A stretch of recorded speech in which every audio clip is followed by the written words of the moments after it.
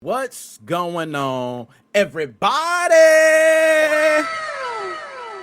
Yo, that sound, damn, that was loud. Hold on. We gotta turn them sounds down, bro. That was crazy. Let's test that again. That's a little better, man. Damn, that banged my eardrum out. Wow. I mean, I don't need to hear that too early, man. What's going on? Shane, Melbourne, Australia. Dap me up, Hairy Knuckles and all. I got my man Devin in the building. What's going on, my dog? Dap me up, Hairy Knuckles and all. We got a lot tuning in. We got 17 so far tuning in live. So we want to go ahead and get the show on the damn road. First and foremost, we got to send a big shout out to all the podcast listeners out there. We're growing. Bam. Y'all know how that is. Other than that, man, let's jump straight to the show. I ain't going to waste your time. You know what I'm saying? All right, let's get to it, man. Y'all know what time it is. It's gaming gone mother loving wild. Yes, we talk about gaming crimes that happened recently. We want to make sure that gaming crimes get covered. A lot of times, video games just get skipped over when it comes to crimes. And that's what we are here for. We've been covering it for a long time. Very popular segment. And we got some great stories today. So I thank everybody for tuning in. Without further ado, let's go ahead and jump right into the first story. All right, I told y'all we ain't wasting no time with it. All right, now hopefully I got this right. You know, we're trying to do the virtual, what do you call it? The vertical and the horizontal, the lands. We trying to do something. We stepping it up. And get that Nick Moses off, man. Why you even got, don't put my name up. We know what it is. Yes, what you see right here is true. I want you to go ahead and just take a look at the pictures. I think the pictures say enough. Josh, what's going on? Dap me up, Hairy Knuckles, and it's all. How you doing, sir? You are here for a wonderful show today. All right? A man in Oregon just got sentenced after police say he secretly lived under a family's townhouse for almost 3 months. You can't make this up. And this was not just somebody hiding in a corner. You can see the photos right there. This is someone who was literally living, a good living, there. Now, I believe the name is Benjamin Baker.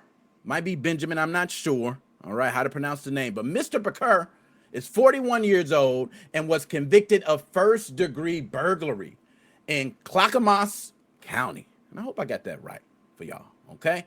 He was also sentenced to 3 years in prison.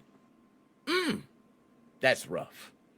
Prosecutors say Mr. Baker had been living in the family's home in a crawl space. Yes, you see there. I want you guys to take a good look at the crawl space. Okay, a good look. Because that crawl space you see there, he was living there for quite a long time. According to investigators, Mr. Baker had basically built himself a hidden gaming bunker. Yeah, video games. Yes, investigators said the crawl space had string lights, cooking burners, a gaming console, couple games. He was in there. He had a full life going on inside of here. Amazing. Now, the whole thing was discovered on September 3rd in 2025 when a neighbor saw someone entering the home. All right. Investigators also found a couple other things. A sword. They found multiple knives. A pipe with residue. We're not going to say what type of residue. We're trying to keep the monetization.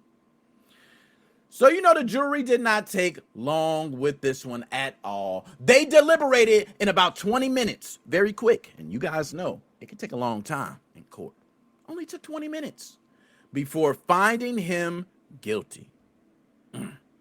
Now, prosecutors say Mr. Baker had been the roommate the family never knew they had for a very long time. And that is the creepiest part of the entire story, because this was not just someone trespassing. This was someone making a full living playing video games, string lights, everything inside of your home for months. We got the gentleman's face right there. We need to have him on screen. I think it's only right. This is disturbing how normal life could continue, right? The family was going to sleep, waking up, raising your daughter, living the dream. And in their home, someone was underneath them with TVs, Call of Duty, cooking burners, Doritos and Mountain Dew, weapons and pipes, and a full setup they never approved right in their home. And now, instead of a crawl space with string lights and gaming consoles, Mr. Bakur is going to have a very nice place to live. It's going to be great. Trust me, sir. It's going to be a very tight space that you're going to be able to not play video games in. No. But you have a toilet, good plumbing. I ain't going to say good, but it's plumbing. You'll be there. You'll have a roommate to share it all with. Hopefully, your roommate has some tablet privileges. Maybe you can play a game of Candy Crush. Enjoy, sir. So, without further ado, that's that story. It's disgusting, okay? I want to ask everybody here right now, what would you do if you found in your crawl space of your home someone was living there? Would you go directly in and kick their ass out? What would you do? Would you just call the police? Say, hey, police, come escort this gentleman out of this damn crawl space. He shouldn't be living here. Does he have some sort of rights because he's been living in that crawl space for a certain amount of time? We always hear squatters' rights. I don't know. This is sick, disgusting. Yeah. So I wish everyone be safe. Keep cameras on your home and make sure that you check every crevice of your home, the crawl spaces, the attic, the places that you typically don't go, because you want to catch them right in their tracks. Dante, beat the air out of that nigga. I ain't gonna lie. It's my boy Don Mega. For those who don't know, we go back like Ajax, Flapjacks, and Cracker Jacks with the prize in it. It's my boy. I'm not gonna lie. I'm with him. I'm kind of with him. We got to put hands on him, man. I don't even know if I got time to call. You know what I mean? I don't even know if I got time to pick up the phone. We just, 38 in the vertebrae. Right to the vertebrae. Bow. Woo. Boy gonna feel like a boiling hot water hit his back. Ah! I'm not giving no chance. You're not doing that, okay? Beat him till he can't move. I ain't gonna... You might catch a charge with that, Don. We got him on watch. After you start beating them for so long, they might have to say, you know what I'm saying? Man, did you let the man get up? Did you square up with him? God damn, man, we got to charge both of y'all. Nonetheless, I feel you, though. He got to get a couple extra. I'd immediately snap on him. I agree. Immediately. I can't wait. I'm not waiting, bro. I'm not waiting till some damn dude in my home hear me on the phone, because he listening. He listening through the vent. He hit me on the phone like, hey, man, there's somebody in my crawl space. That fool just come up, hang up the phone. He just walk upstairs, man. That's all he got to do. He in the crawl space. He just walk out. Man, I know this month didn't call the police. Hey, man. You see me down there playing Call of Duty, man. I'm in the middle of an online match. All right, but he's right. Devin, that's crazy. Out he goes, but prison is too much. Yo, I'm not gonna lie. He get a living setup where there's free food. It's probably bigger than the crawl. No, I ain't gonna lie. That crawl space, he had string lights. He had a nice little room in that crawl space. The jail cell ain't gonna be like that. 2, everybody know, man, if you getting any commissary and you ain't holding down your commissary, they punking you for your commissary. So don't even order nothing. Don't order nothing. Don't order nothing on the commissary list, man. Trust me. I've been there. I know how it go. We see you. Hey, man, let's do a trade. You're not getting the other side of the deal. Or we're just going to say, what are you going to do? Like, it really comes to that. And then you tell. So, without further ado, let's go ahead. Hey, depend what state. You ain't lying. Prison too harsh. He living in the house. Now, let's talk about that. Hold on. He like a ratatouille. Yo, I ain't gonna lie, man. Let's start. Is that too harsh of a punishment? Prison for 3 years. He was living in the home. Now, let's take some things into account. The man was using your electricity. I don't know if he's also breaking and entering into your home. Let's keep it real. He didn't bother you, though. From my understanding, they didn't even know he was there. So my man stays out of everybody's way. He's just trying to play a game. Okay? He's been living there for a while. But the fact he got video, I don't care, bro. If you got money to buy video games, then what the hell? How are you getting these video games? My man hitting up GameStop, bro. Everybody hitting up GameStop shit. It's just what everybody doing, apparently. All right, let's go ahead and move on. He deserves more. Hey, that man, he homeless, man. They gonna beat him down in jail, man. You know how I go in jail. Jail is not a place for everybody. I can tell you that. It's a real place, bro. If you have not been, and I'm not one to even try to like brag on anything with that. Don't, bro. You're not built for it. Don't go. Don't go. You got to hold your own. You got to be ready. All right, let's go ahead and move on to the next story, man, because that's wow. Wow. Like, all right, man, let's move on to the next one. Okay, this one right here, y'all, is funny. I got a couple homies that can relate to this. I used to be in the business of repairing consoles, but this is something new. My man face had to get put up big on screen for these PlayStation 5s that he ain't repairing. Y'all, I hustled. I've been around the block, but I can tell you, I've been in the repair business for video games. Right, which means somebody's system broke and you got to repair it. It ain't much. You get a couple dollars, fix their system, bam, here you go. Bam, they playing again. You make your ducats. In the hood, that's a nice come up. I've been in the hood, trust me. In the hood, it ain't many people who repairing PlayStation 5s. But this gentleman right here on screen is a Georgia man who was arrested after police say he accepted money to repair a PlayStation 5. But he never actually fixed it. He didn't. According to Coffee County Sheriff's Office, a woman posted on Facebook saying she needed help repairing a PS5. And that's when she allegedly got in contact with Mr. Shane Lawson Tanner Jr. Oh, man. Shane Lawson, you something else. A 28-year-old man from Douglas, Georgia, who told her, ma'am, I can fix your system. I can do it. It's probably just overheating. I can take care of that for you. Police say Tanner told her he would need her to pay $60 up front, okay, before he go ahead and fix it. The woman agreed, of course. $60? That ain't much. Imagine how much Sony gonna charge. So she met him at a Walmart, which is smart. She got some cameras, right?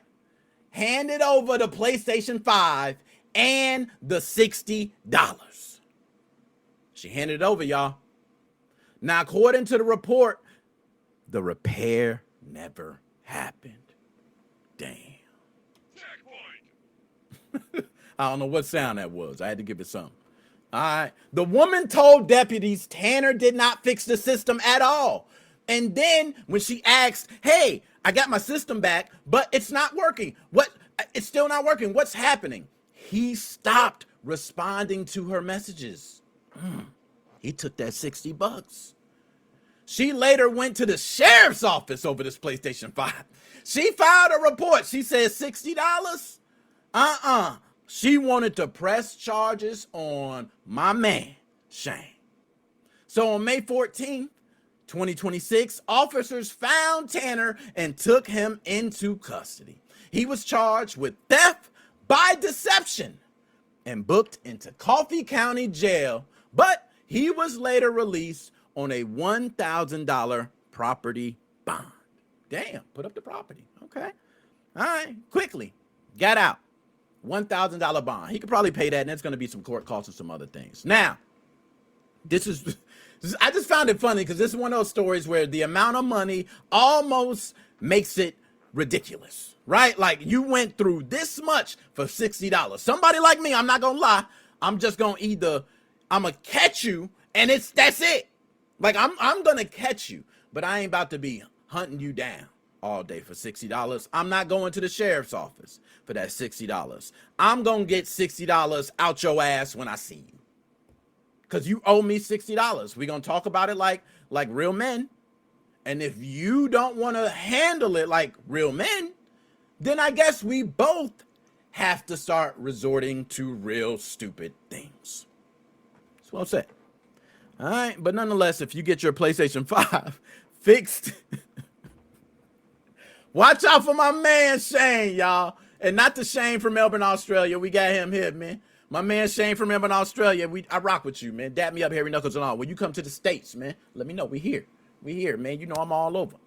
But, not gonna lie, my man came up on $60 and then got arrested for it. And you going to county. You lucky you got out. Because I ain't gonna lie. And sometimes in county, you don't even make it past holding, bro. Like, you know what I'm saying? Like, you in holding and, hey, man, can I get out? Please, please, can you bail me out? You get out before you get back there. But nah, I know what it's like when you gotta go in. When they put the orange jumpsuit on. It ain't a pretty sight. Rizal, what's going on? Dap me up, hairy knuckles and all. Okay. In this case, the PS5 did not get fixed. That's the most important part. I said, it's ignorant. Fix the PlayStation 5, man. It probably was something simple. Didn't even take but $60. I ain't gonna lie. You need to charge a little more. All right. I'm talking about, hey, it's $125. I gotta buy the part and some more stuff. Right? We might go up. All right, my man from Indonesia. You got oh my goodness. I ain't gonna snap off. Don't snap off, Nick. You got captions, Rizal. You my dog. Dab me up, hairy knuckles and all. You my dog, man. My fault. I got problems. I ate paint chips as a kid. I did a lot of weird things. So my bad. Let's go ahead and move on to the next one. All right, here we go. I'm going to see if it switch up. Hopefully, it switches perfectly. All right. Y'all let me know if y'all see it on screen. We good? We good. All right. Everybody said we good. And you should be able to see this whether you're watching it vertical or landscape. And if you're liking it, hit the like, share out the content. Let's go. All right. This one, you know what? And we're actually supposed to hit the live on. No, we're good. We got every platform going right now. Yo, Devin, real scum repair guys give good repair guys a bad name. Totally agree. We get guys that are like this, not this guy, but the guy before, that tear it up for everybody else who can actually fix a simple problem and charge not much for it. So this one right here is about a 46-year-old man in Scotland who was behind bars because police found a massive amount of CSA material on devices taken from his home. Yep. Y'all heard it. And we know we got to keep the monetization so we can really say what it is. But y'all need to look up CSA. I'm getting the terms good. But this guy right here on screen is Joe Fowler. He was found guilty at Inverness, and I hope I pronounced that correct, Inverness Sheriff Court, after investigators recovered more than 57,000 indecent images of CSA. Let's just say CSA. Okay, we're going to watch what we say here. This is a very delicate topic. All right, but Joe Fowler was found guilty at Inverness Sheriff Court after investigators recovered more than 57,000 indecent images of CSA and 144 videos from a laptop, a desktop computer, Hard drives were seized from his former home in Highland area.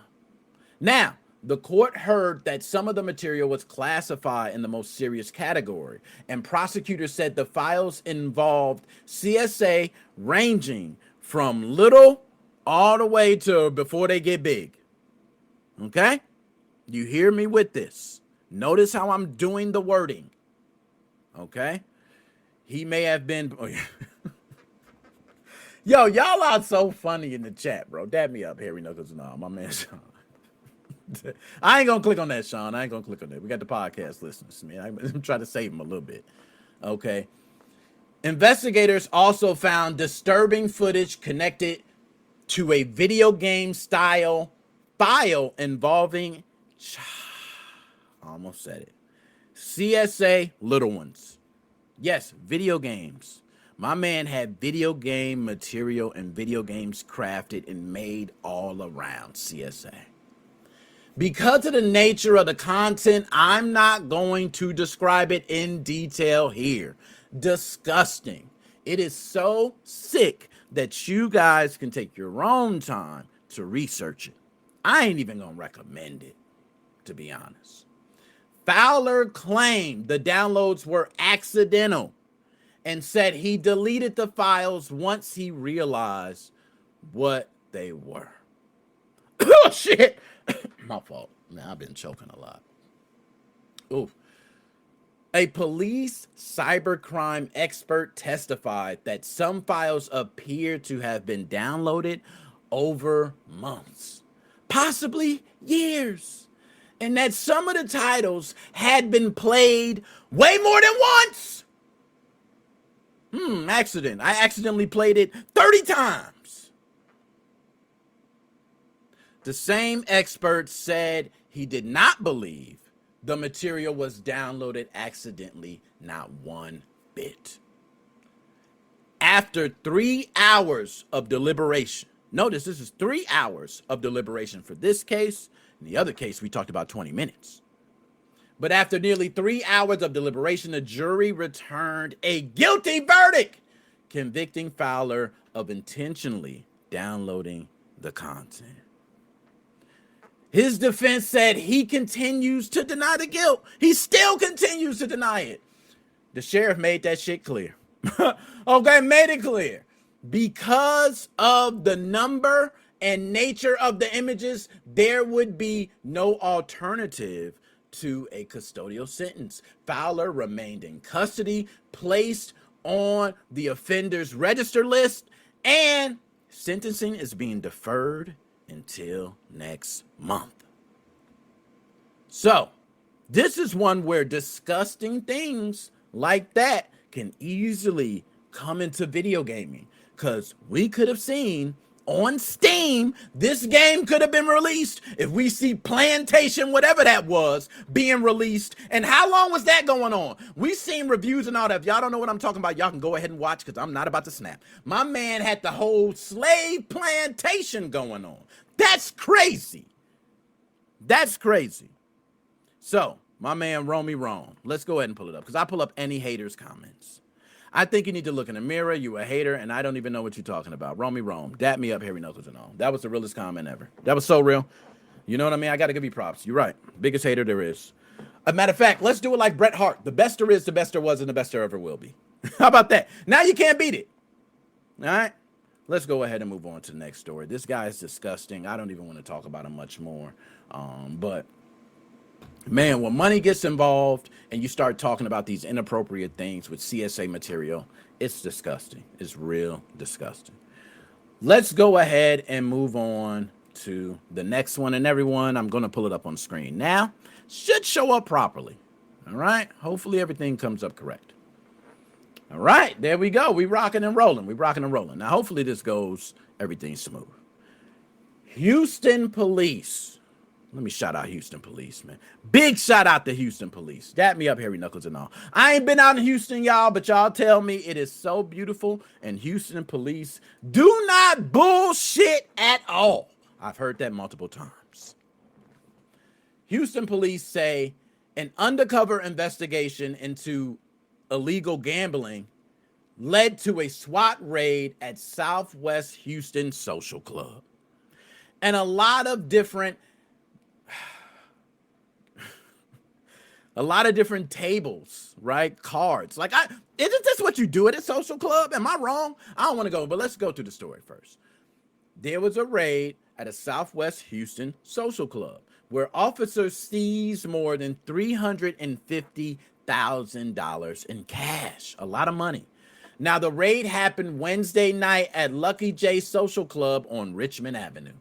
According to Houston police, nearby residents had complained for months about suspected illegal activity and gambling and other activities inside the business. They were complaining it's been going down for quite some time, and they felt like police weren't doing anything. Well, investigators with HPD's Vice Division sent the undercovers, sent them into the club multiple times. Matter of fact, they went undercover and confirmed that illegal gambling was taking place inside. The club allegedly kept its doors locked and had armed security guards. They really were locking this place down. But you can't do nothing when SWAT come in, man. SWAT, this is what they do. They give them all the rights in the world to do everything, and they got all the artillery. That's what they do. So police used the SWAT team to serve the search and arrest warrant. Yep. And what do you think happened?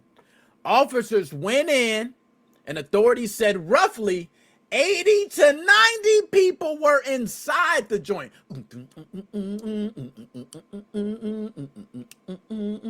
Getting it on. So, of course, police served that warrant without incident. Okay? SWAT team don't play. You know how many SWAT team things get resolved easily? There were no injuries reported at all. Investigators said this was not your normal slot machine gaming setup. Because, usually it's just ching, ching, ching. They're not supposed to be doing it. But it was a lot more. Police described this setup. They not only did the slot machines, they were doing the gaming tables, the card games, the chips. They said this appeared to be the good old, what's the password? Walt sent me type of joint. You know what I'm saying? They saying it's them type of joints where you get the password, they lock you in, lock the door, you like, you playing and that's it. Yes, it appeared to be even a cashier's booth where they exchange money. Yes, so HPD had to arrest 3 damn people, okay, on gambling promotion charges. That don't sound like enough. Sound like these guys gonna get off. If you ask me, I'm gonna be honest. That's it. Do we got something else? Officers seized $351,000 in cash. That's a lot of money. I'm not gonna cap. And other evidence was tied to the gambling investigation. Man. So, police also issued citations. Ooh. Okay. They were issued for the building, fire code, health violations. Oh my God, I'm going to fine you to death. That's crazy. But this is what happened. So, a lot of people are on the fence, and I want to ask, how do y'all feel about mom and pop shops having these gaming machines where in states it's illegal to even play them or have them in some of these establishments, but companies use them, or businesses use them, I should say, to keep extra revenue to the business? Imagine if food is going slow, or if electricity skyrockets and now they have to pay more. That could cover those extra costs, but states say it is illegal, and also it is a target by burglars, because we see in a lot of communities they're targeting these machines. So how do y'all feel about that? All right. Joe, going on. Yo, Joe, what's going up, man? Yo, Joe. And Joe, I gotta holler at you, man. We gotta talk about tips at the restaurant, man. I gotta ask you. We gotta have a deep convo, man. All right, about tips at the restaurant. I know people pissed. They tired of tipping, Joe, and you a restaurant owner. You somebody who like them tips, Joe. Okay? You come on. Matter of fact, let me know when you finish, whenever you come on. You know what I mean? I just come on. We'll talk about it real quick. You know what I mean? It's something we can cover real quick. Just before I even, just let folks know. We had a talk. I be wondering about tipping too. Like how you feel personally about it. You know what I mean? Like, I don't know. That's just my bad. Let me go ahead and put the link. That's my fault. Link in the chat, man. All right, there we go. Link in the chat. That's my fault. Let's go ahead, man, and yeah, there you go. There you go. I got the link there, man. Anytime you're ready, Joe. You pop in, man. We're just gonna go ahead and jump to it. Cause I'm gonna be honest, the tipping culture, man, there's people frustrated, but you as a restaurant owner, you like, man, I need my tip. Right? I would feel like, hey, man, I served the table. It's 10 people. Y'all can't leave me no $2 tip. No. Right? You a person that might just put, hey, let me hit the gratuity on the bill. Bow. Oh, man, it already comes. Right? I don't know. So, thank you, Joe. Thank you. Whenever you come on, man, let me know. We'll jump to it. All right, there you go, Joe. All right, Joe, man. Thank you, man. I'm gonna go ahead and take this video off, man. What's going on? Can you hear me? Yo, I can hear you good, man. What's going on, Joe, man? Good. It's nice to see you again. I'm so sorry I missed many shows. It's been crazy with work. Yo, it don't matter, man. We always here for you, man. That's how it is. It's like just like television. You be like, man, I ain't see 3 seasons, but you come back. The 4th season's still there, man. You can catch up. You know what I mean? On fire.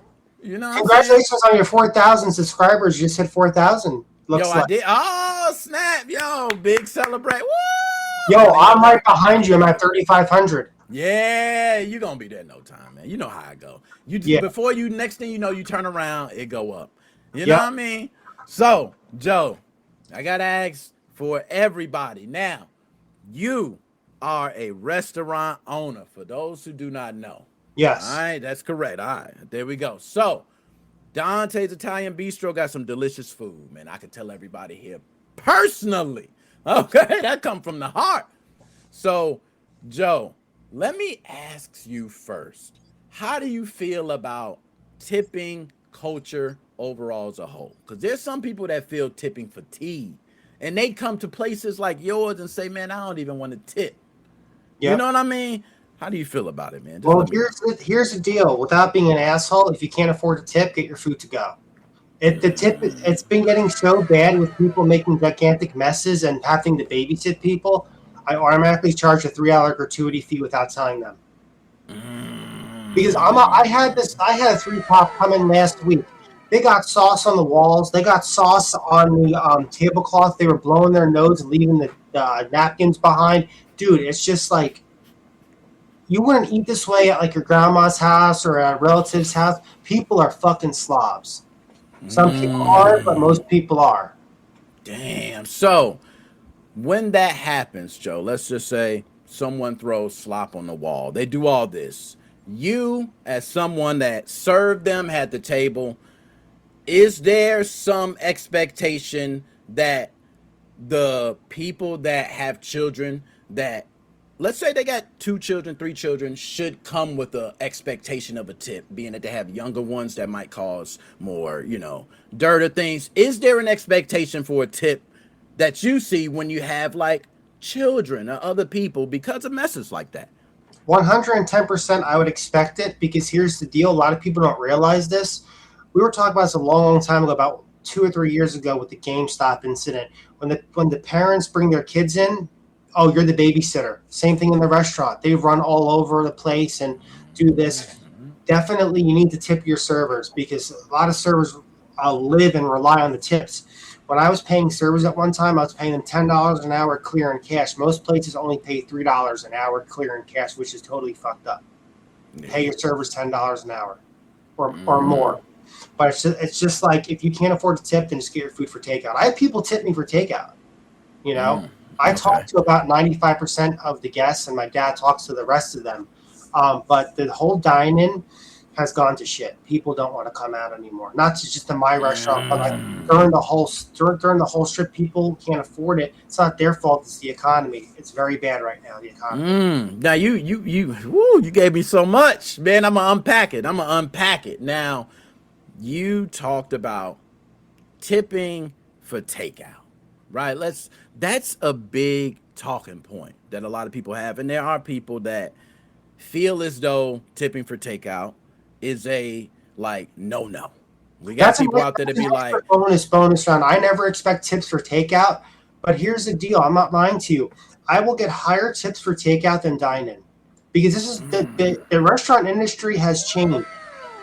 The people that can't afford to buy food are spending a lot of money in takeout. The people that can't afford a lot of money are dining in. The people that can afford a lot of money to feed a big family or have a big event, they'll be putting these massive, big-ass takeout orders in and leaving nice amount of tips. Okay. It changed. It went in the opposite direction. Now, as far as the tips with takeout, you're not you wouldn't be the only one, right? You have all the big chains, McDonald's, Pizza Hut, it don't matter where you go. Every single place is asking for a tip up front. So let me ask you a question that's a little still on that. Let's say someone picks up something from Dante's, but then you have someone pick up something from Crave Cookie. Do you think both tips are equal? That someone who is going out should expect to tip on both, or they should not expect to tip? How do you feel? Because one would be more of a restaurant style. Yeah. And one would be kind of a cookie place. How do you feel with that? Well, I'm not familiar with that place. I'm guessing it's kind of like Cookies by Insomniac, kind of like that. Yeah. Okay. Most of that stuff, without going into a whole long tangent, most of that stuff is frozen bake-off stuff. It's not made fresh in house. I believe any kind of one-to-one interaction, you should tip somebody, a hairdresser, you're getting your car repaired, definitely for food. Any kind of like fast food thing, I'm kind of on the fence about that. I don't really think you should have to, because even though the person's working hard and everything's store-bought and made with a bunch of chemicals and additives. For instance, I don't have a screen with tips. It says right here on the receipt. I pretend my hand's a receipt. It says total. It says tip with a smiley face and signature. I don't give the people the option 5, 10, 15, 20, 30, 40. Write in whatever you had. I had the first encounter yesterday. Somebody asked, I said, can you please sign the receipt? It's like, okay, sure. He signs the receipt. He writes down a $5 for a tip. He actually asked me, is this high enough or do I need to tip you more? I said, no, you tip however much you feel is necessary. I'm not that kind of person. No, I'm just grateful to get a tip. Thank you. Now I'm glad we covered the takeout part, man. I think you did that very well because I agree. I feel as though very similar to you. And then I feel differently with mom and pop restaurants versus a fast food giant, right? Yeah. Or even a major restaurant chain. Yeah. So I feel differently if I go to a Dante's versus if I go to a Texas Roadhouse, right? Yeah. Well, both pickups, both have orders. But let me ask you, Joe, on that. Because if you go to a Texas Roadhouse, you have cooks. Yes. Right? You have someone who has to bring the food, box the food. You have a lot of different interactions. Do you feel the same with a place like that? Well, yes. If you go to any kind of sit-down restaurant where you have an actual book menu, a menu, definitely give them a tip. But I didn't know that. I haven't been to fast food in a long time just because I don't have the time. I didn't know that McDonald's and Burger King now has a tip screen. Mm-hmm. That's totally new to me. Never knew that. That's how long I've been out of the game for. With that, I don't think so. I absolutely don't think so because that's all chemical processed food. I'm not a food like allergy nut or anything, but you're eating, it's not even real food. Everything's processed and there's chemicals and shit in it. It's not even real food. If you're going to sit down in a menu, if you have to sit down at a restaurant and you have a menu, Applebee's or Steakhouse, that's kind of like real food, but not really. It's still modified bullshit. Definitely them a tip because those servers are getting paid shit and they're busting their ass. Okay. Big ass chains that people don't care. I've noticed the customers are more shitty and shittier during the days. Definitely tip your servers, 100%. So now I want to speak just shortly about the economy because that was the next part you talked about how the economy is today. We already know inflation is through the damn roof with everything. Everything's up. It don't matter what it is. It's up. So how has inflation what has it done to your business? Right? Because there's a lot of restaurant owners out there who are going through it. There are some who maybe like, hey, things change, but I made it through it. Like, What have you noticed, and what has it done to Dante's? It's extremely bad. A lot of the ingredients went up. I'll give you an example. 6 months ago, I'm not lying to you, a case of fresh tomatoes that you put on a sandwich. I'm making this simple so people who don't understand the business understand. Fresh case of tomatoes, about 20 pounds of fresh tomatoes, was $17. 1 month ago, they went to $80. Now they jumped back to 50 to 40. Now they're $28 a case. The tariffs are horrible. Nothing's made in the United States. I don't care. I will fight you tooth and nail. Everything's made overseas. I'm going to give you an example. Cocoa is extremely expensive for baking. Chocolate's very expensive. It's made with cocoa. Coffee's very expensive. Everything's made overseas. We don't have the technology to make the stuff here. I don't care what anybody says. Everything has gone up. I'm very behind in my rent for the restaurant. My landlord's been very nice to me. The customers are fucking broke. They're broke. Yeah. I'm running specials, all-inclusive specials for $13. These fucking people can't afford to buy them. That's how bad it is. I'm having people buy premium stuff, and the people that can't afford the specials aren't even coming in anymore. And everything's made homemade and everything. If I had the money and if I didn't have my 2 antique cars and the restaurant, I would move overseas. I don't want to be here anymore. I'm totally sick and done with the United States. Yeah. I would miss my friends. You ain't the only one that said that. See, I've heard others say that. It's so bad. I'm 37 years old. As of right now, if I wanted to start a family and to buy a house, I can't do that. Even though I don't want to do that. Yeah, it's crazy. I feel bad. I have friends my age that have 4 kids. And I'm like, God forbid something happens to you or your wife, you lose your job, things are going up. I'm going to give you an example, Nick. I had a 6-top come in a couple days ago. They looked at the menu and walked out. I've lowered my price 3 times within 1 year. Usually restaurants are doing an increase of 4 times with 1 year. Yeah. The economy is total trash. It's total trash. And I will agree with you with the economy. It is bad. Every time I turn around, something's going up. People are getting laid off. Like you mentioned, tomatoes or it's something new, right? That just skyrockets. Eggs, 1 second, it's this. And, I'll give you another example. I mean to interrupt you. I used to be able to buy, it went down in price. Produce has gone down, which I'm very thankful for. 4 weeks ago, a 5-pound bag of fresh peppers was $19. They used to be $5. It doesn't sound like a lot, but you add everything I cook with is all made with real ingredients, fresh fruit and fresh vegetables. All my shit's gone up. It was so bad. I took seafood off the menu. A case of shrimp used to be $50. It's now $100. I took it off the menu, and people look at me, how come you don't serve shrimp anymore? I said because of the tariffs, but they're made in the United States. I'm like, no, they're not. Nothing. I tell my customers, nothing's made here. They don't, Nick, these people don't understand. I'm not calling them stupid. They just don't know. Nothing's made here. When it says made in USA, let's say you buy a toy. It's made in USA. No, it's not. Those dye molds, those hypodermic molds, and the boxes are made overseas, so you're paying a tariff tax on it. Nothing's made here. Exactly. Nah, you dropping gems right now, Joe. I ain't gonna lie to you, man. That's why I had to bring you on. I wanted to talk about it because I know there is no one better to talk to about like tipping culture, the restaurant, and a lot of people see it from the consumer side. I'm gonna be honest. So let's just paint the consumer picture of someone who does not care about the other side. They go to a restaurant and they go, man, McDonald's went up on the double cheeseburger. Burger King went up. Smaller now too. You're paying more. It's called shrinkflation. You're paying more and you're getting less. I have to do the opposite. I have to give them more and charge less, and they're not buying. And that goes to show you something. My friend, his name is Joe. He's younger than me. He lost his business. He did Asian bubble tea. He didn't even make it 1 year. Yeah, he said, Beatrix, they had Forrest Gump in mind and thought the shrimp came out the Mississippi. Oh, we got every type. We got this time. We got this type of shrimp. We got one of those shrimp. We got when I was thinking about tipping, and how consumers think, they go, prices of all these different foods go up. Now I can get the same deals, but I have to go through an app. You're forcing me through an app, right? So it's like why they do that? Do you know why they do that? It's Why? automated, so they have to pay the people less money.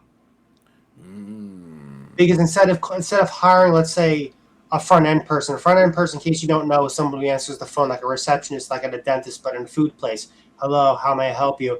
They don't have to, they're paying people less. AI is eventually going to take over where we don't need anybody working in the front to answer phones. I can't afford that technology. Otherwise, I would have that and have my dad stay at home. My dad comes to the restaurant, answers the phone, and does that kind of bullshit with the interaction with the customers. If I had an AI tool that I could afford to rent out, I would. Yeah. Dude, And we already know that's expensive. I'm not lying to you. 95% of my business is takeout. The other 5% is dine-in, which is fine with me because I can't even afford to have a server. I have an emergency server that I use on call, and she understands what's going on with the restaurant. She's been with me since day one. She understands. Dang. But it's kind of like, it's crazy. I'll give you another example with the tipping culture. I bought a flash cart from the Intellivision. I went to go check out through the guy. He's a modder. And it's like, oh, there's a tip from this amount to this amount. I gave him a tip because he makes the stuff. He makes the stuff. It's not something from China. He gets the Pico boards and soldering, and he makes 3D prints the shells and everything. I'll show you real quick. Give me 1 second. Yeah, go ahead. So I see what he mean on that. You know, you tip people that you feel like are the money's going to a get cause. The money ain't just going to some random spot. Okay. Yeah, it's from the Intellivision. The Intellivision was made like I think 1978. It's old school. Yeah, super old school. I ain't gonna lie, Intellivision was rocking though, man. You know what I'm saying? Television with the little turn dial it had on the remote and all that. Oh man, that's so dude. I've been buying up vintage video game stuff like crazy. I love the video game stuff. Oh yeah, you know that's where it's at. Retro games is where it's at right now. That's like where everything headed. It's this retro. Everybody bringing back all the retro games, retro systems, old games. That seems to be where it's at. I don't know. You know what I mean? You need to get yourself a PS5, by the way. The jailbreaking scenes are on fire. Oh, I already know. It's off the chain. And the problem with me is I ain't got time, man. I ain't even got time for look, the Switch. Yeah. I ain't played no new games. Xbox, no new games. I'm trying to think what's the newest game. I'm still playing Outer Worlds 2. Still playing that. The games that I finished up was Resident Evil, Pragmata. Didn't play that. What was the other game called? I'm working on Mafia: The Old Country. I'm almost done with that. And there was another game that I finished recently that I forget what it was called. Oh, Indiana Jones and the Great Circle. I love that game. I love Indiana Jones movies. That was a great game. Oh my god. Yeah. And I ain't playing right now. It's 007 First Light. People keep asking me, Joe, when's it coming out for the PS5? Dude, we got it cracked. You got to use that hypervisor. It's all about the hypervisor cracks. Yo, Devin, I might have to holler at you, man. I had one. I sold it, bro. I sold it. I had one right here. I was like, hey, the money was good. You know what I mean? Oh, you said 3.0. Why are you doing this to me, man? Why are you doing this to me? Stop. I'm not supposed to be doing this, man. It's a dark. I've got, when you stray away from the dark side, man. Yeah. And then somebody pull you back side. In. They open the door, you hear the music. Low. I'm not going back in there. I see all the video game systems. People got the tournaments going. And nah, I'm not going back in there, man. I might. I'm out at you. Man. Nick, have you heard about the de novo situation? It's like they're pretty much out of the water now. Yeah. All the crackers with Whisper 38. Yep. They're wrapped. They're just done. Yeah, I heard about that. It's just every game. Like as soon as they found out, it was like every single de novo game there is done. Open, wide open. Good. Yo, Devin, you laughing. I'm gonna let you for real, man. We're gonna talk. I ain't want to do a PlayStation 5, man. I might because I can. I really can. It ain't that bad. I forgot to ask you, Nick, those videos that you're posting with you and your daughter, I forget her name. I'm sorry. What show was that at? Oh, that was at looked like a convention. Indie PopCon. That was at Indianapolis. Oh wow, that's pretty cool. It looked like you had beautiful weather there. It looked like a really nice event. Man, it was great. And we've been to a couple. I want to say what was the other one? Damn, I'm blanking out. It's too many. As soon as I'm thinking, because next week is Illinois Game Con. It's gonna be Illinois Game Con next week. That's right in your backyard. You don't gotta drive anywhere. Thank you. You know what I'm saying? I ain't gotta go nowhere, just hop, skip, and a jump. Illinois Game Con. But IRL content, man, that's where it's at. That's what everybody want. You know what I mean? We go live. We put the content out. I love those questionnaires that you did. I got a kick out of watching those videos. Those were awesome. Oh yeah, that's all we doing, man. A lot of questionnaires, a lot of trivia, posting long form videos on YouTube once he finished. We got a rollout plan. I ain't roll it out yet, okay? Because I got probably like 7 to 8 interviews waiting to drop, and I got some more I'm gonna get. Let me go to Illinois Game Con. It's a band that's going to be there. Some other people that I'm getting interviews from. But just to have everything scheduled on YouTube. Right now, I think 7 o'clock, one of the live game streams posted. I got every 7 p.m. for, I think, at least the next 12 days. One of the game streams I've had posted live. So I just got so much content that I should have something posted every day. I hope. You know what I mean? It's a lot making the content. People don't understand that when you have a YouTube channel. I just do the hacking and modding as a hobby, and it's a lot of stuff to do. It doesn't matter if you're doing conversation stuff or you got to edit videos, go through the whole nonsense. Hell yeah. It's those were a lot of fun. Yo, I ain't gonna lie. That's where we at. And I'm gonna tell you how good it was. It was so good. We had people there at Illinois Game Con said, come do it. You know what I mean? It wasn't like we just said, come do it. They was like, hey, man, we would love come do that, right? Hey, no problem. We'll come there and do that, you know, come through. So, yeah, we're going to be doing a lot of that. Nonetheless, Joe, I'm going to just go on here, man. We're going to, continue on with the show. I just want to bring you on for that piece, get your word. I know everybody going to love that. I'm going to clip that up, man. We need everybody to really hear about the culture. And I think people are going to feel you with the way cost of living is, going out to eat. Even if you go to the grocery store now, you're getting taxed. You know what I mean? You can't dodge it. Yeah. Man, Dollar Tree went up. You know what I mean? Dollar Tree. It's sometimes cheaper for me to buy ingredients at a supermarket than to buy at wholesale. I'm not lying to you. I believe it. How messed up is that? I've seen that a couple times, man. I've seen that a couple times too. So you're not alone on that one. Sick right now. But hopefully it get better. If I don't come back on, like and subscribe to NickMoses05 on the Facebook and the YouTube. My dog, man, you know, if you there, man, I got you at the end. I'm going to do the choose your fate. You know how we do. We do all the choose your fate. Yeah. Holla back, man. Yeah, that's my dog. You know what I'm saying? Fox Den Joe, go holla at him. You know what I mean? Fox Den. Yeah, there you go. You got the tutorials up. You know, you can go check your video game. I might got some PlayStation needs you want to check out. You know what I mean? I'm trying to get away from the dark side, man. You're trying to pull me back in. Y'all seen it firsthand, live. They try to pull me back in the dark side. I don't want to. Devin, why you doing it, man? I don't go to the dark. I stayed away from the dark side long enough. I've been good. Man, you know what I'm saying? They gave me a pat on the shoulder. Man, good job. Nonetheless, let's go ahead and move on to the next topic. And I'm going to go ahead and put the ticker up for this one. Hopefully, I got the ticker correct. Let's see. Okay. There we go. All right. So, y'all see it there. Y'all know what's going on. And everybody who loves games probably mad at this one. I know I love the Stop Killing Games movement. I know I love that. Okay. And Destiny 2 is the next up. Now, at least with Destiny 2, there is a good ending. But I want to go ahead and let everybody know the whole shebang with this. There's a lot more to unpack. All right. Destiny 2 is reaching the end of active development. That was, I don't know why the Wolfpack came. Maybe we can get a better sound. Okay, let's try something else. All right, I give up. I just give up. I don't know what the hell I got. Bungie announced that Destiny 2 Monument of Triumph coming June 9th, 2026 will be the game's final live service content update. It's a fact. It's a fact. The game is not shutting down. No, I don't want y'all to stop. Oh, no, what's happening? It's not shutting down. Destiny 2 will remain playable, similar to the original Destiny. Everybody remember the original Destiny. So it's going to remain in, I guess, like a maintenance mode. So it's going to be active.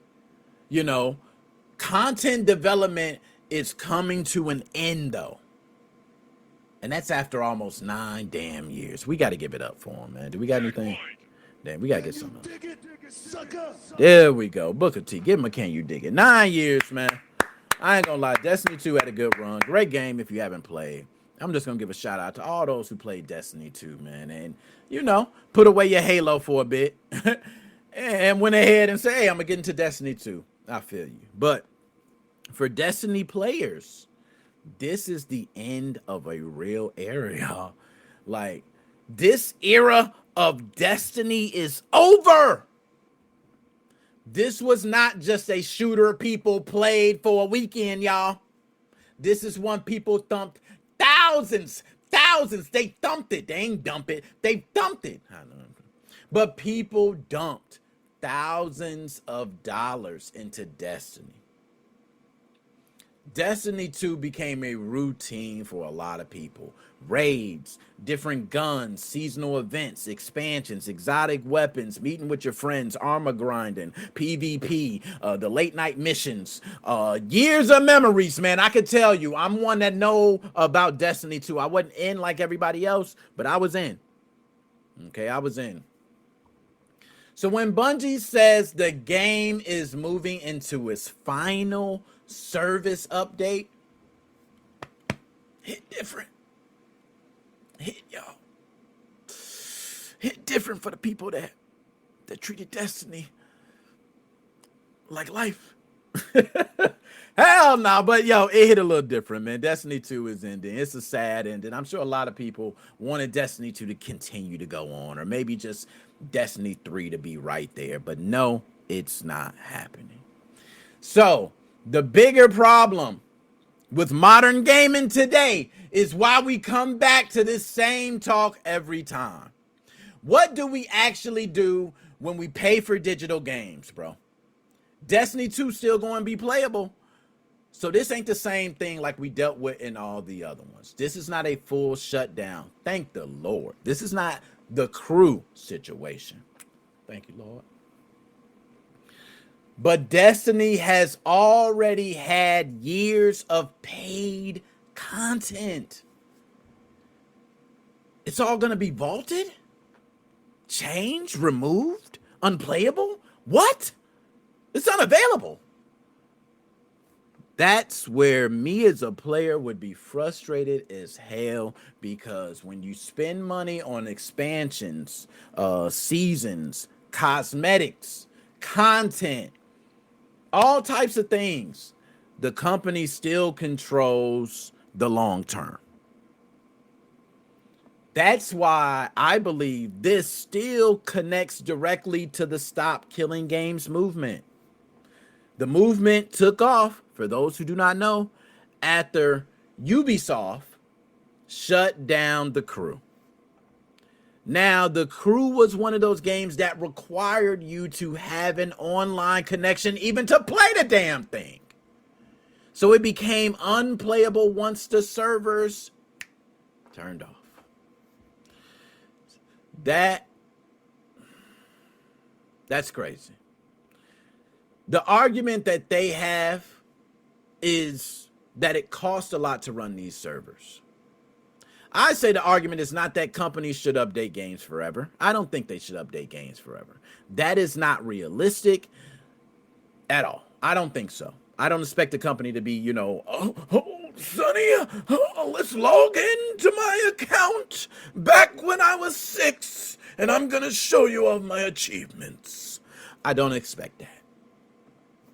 But the argument is, when a company sells you a damn game, there should be some kind of end-of-life plan going into it so the game does not disappear when the publisher is done with it. Period. Point blank.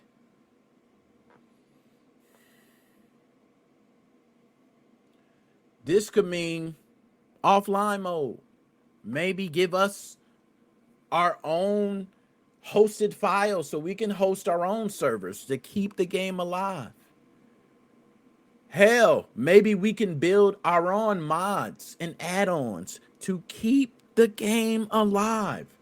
This is why PC gamers shit on console gamers. Because well after a game's lifespan, it will continue in a PC world. But in a console world, it dies.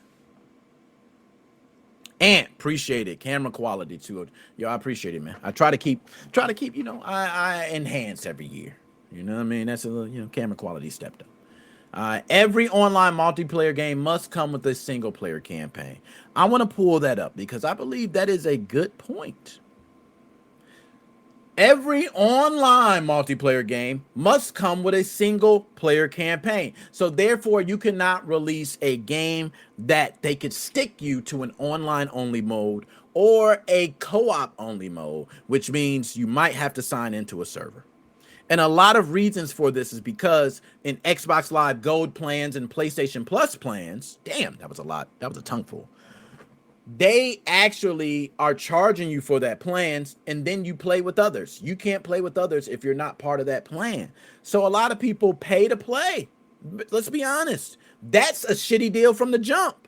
We need to rewind the truck all the way back. That's the shitty deal. The fact that I gotta buy Xbox Live Gold to play with you online. That's the shitty deal. Then we got you know what? My bad. But they could provide some sort of offline support mode, whatever you want to call it, private server, right? Give me some private server support, a final patch that lets the game keep functioning without depending completely on the internet or the company. That's where the industry needs to go. Period, point blank. If you're going to take away physical ownership, you need to give us some sort of digital ownership. Real digital ownership, not a license, but it should be a license to files that we can actually hold physically, which means I can then put these files on a USB drive and hold them physically. That's it. That's it. So if a game sold like a product, players should not feel like they got like rented access to the shit. Like that's what I feel like. It's rented access. And then the company all of a sudden changes its priorities and say, oh gosh, I don't want it no more. Oh, I'm going to stop running my server. It don't work like that, man. If it's just a license, say it. Say it with your chest. That's what I don't like about gaming companies. They lying to us. Just stop lying. Just say, yo, I'm giving you a license. You don't really own the game. And I'm going to be honest, the server may shut down at any point. Do you agree? Don't put that shit at the beginning in the terms where the terms are 17 pages. You need to put just that. Hey, just so you know, this is a license for this software. The server could go down at any point. Do you still want to play? Hit that shit.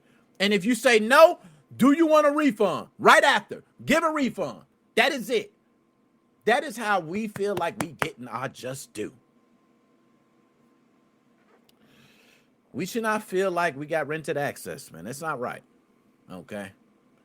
If the content can disappear later, make that clear before I spend my ducats. Because it'll be crazy if I went up to Popeyes for a 6-piece and I get it, and they tell me one of the chicken wings disappeared. Hell no. The chicken wing, no, we not going for the chicken wing. You know, it just disappeared. We ran out of chicken. Nope. You got to replace something for that wing. And Popeyes might give me a tender. What are you going to do? So, the business side matters too. I'm not going to cap. All right. And my man D, what's going on from Russia? Oh, man. We go back like Ajax, Flapjacks, Crackerjacks with the prize in it, man. What's going on with you, man? We got Melbourne, Australia, Russia, Indonesia. We got a lot of different countries tuning in, and we got a lot tuning in from multiple platforms. Thank y'all. Share out the content. Hit the like. Let's go. Sony bought Bungie for $3.6 billion in 2022, bro. $3.6 billion in 2022. And since then, Bungie has had layoffs. Bungie has not been doing the numbers y'all think Destiny 2 has not been rocking out like they should have. Destiny 2 has underperformed, to be honest, compared to expectations. They took multiple losses. Sony has taken impairment losses. A lot of people don't know about that. Okay. They're shifting their focus to Marathon. That's where it's going. Forget Destiny 3, Marathon. That's what they're focusing. That's where they need to go. I think it's probably just put all your eggs in the basket. That's where gaming has gone right now. AAA companies must have these huge gaming budgets or they will not survive, apparently. So from a business standpoint, that is what happens when the numbers do not match the investment, because you got way too much money coming in and then you ain't making the money and now you got to pay people. The company pivots. From a player standpoint, it feels like the game helped build you up to move you to the side, to tear you down and let you know you ain't really in control. That's what I don't like about this whole situation. Now, before I move on to the next subject, one thing I wanted to state, because this is a win for us, especially here in the States. When I looked at the Stop Killing Games movement, I look for the movement in all the others in the U.S. And Colorado has been in the mix lately because Governor Jared Polis vetoed a bill that was very important to gaming, and a lot of people don't know about it. So Jared, shout out to you, man. Jared also plays games, by the way. But Governor Jared, shout out to Jared, man. He vetoed a bill that would have added a 5% fee to online video game purchases, including in-game purchases, character costumes, upgrades, storyline content, you name it. In Colorado, there would have been a 5% tax. And guess what they said it's for? It's supposed to help fund youth mental health programs. I'm going to be honest, I'm all for youth mental health programs. But there is money that should be funded and already set to the side for these programs. We should not be taking extra money from consumers, because that's all it does, is we have to pay more to fund a youth mental health program. And what if my kid is not addicted to video games? Not fair. But I understand trying to help for a bigger cause, but I don't think the 5%. I think it's just highway robbery, and I don't think you're going to use all the money anyway, like for any youth mental programs. I think you're going to probably get a new carpet or something. That's me personally. That's just how I feel. Okay? But Jared pushed back on this bill. He said that storyline content, all the cosmetics, upgrades, all that is artistic expression. That matters. Gamers complain about microtransactions already all the time. Sometimes it's right, sometimes it's not. I'm going to be honest. Sometimes it's absolute abuse. Battle Pass, I'm looking at you. But there is a difference between criticizing bad monetization and letting the government treat video game content like an extra form of revenue. We're not doing that. And Jared understood the assignment. Let's give Jared a big whatever sound we got. Can you dig it, sucker? I can dig it. Let's go ahead and move on to our next one. All right, and hopefully we got this correct. Trying to get everything, we're professional. Bam, y'all know what time it is, man. Y'all know me. I'm going to go through this real quick because I ain't going to bore y'all to death. I ain't going to bore y'all to death with this one, but let's change this caption real quick. For those who do not know, I'm going to take my sip first before I just celebrate.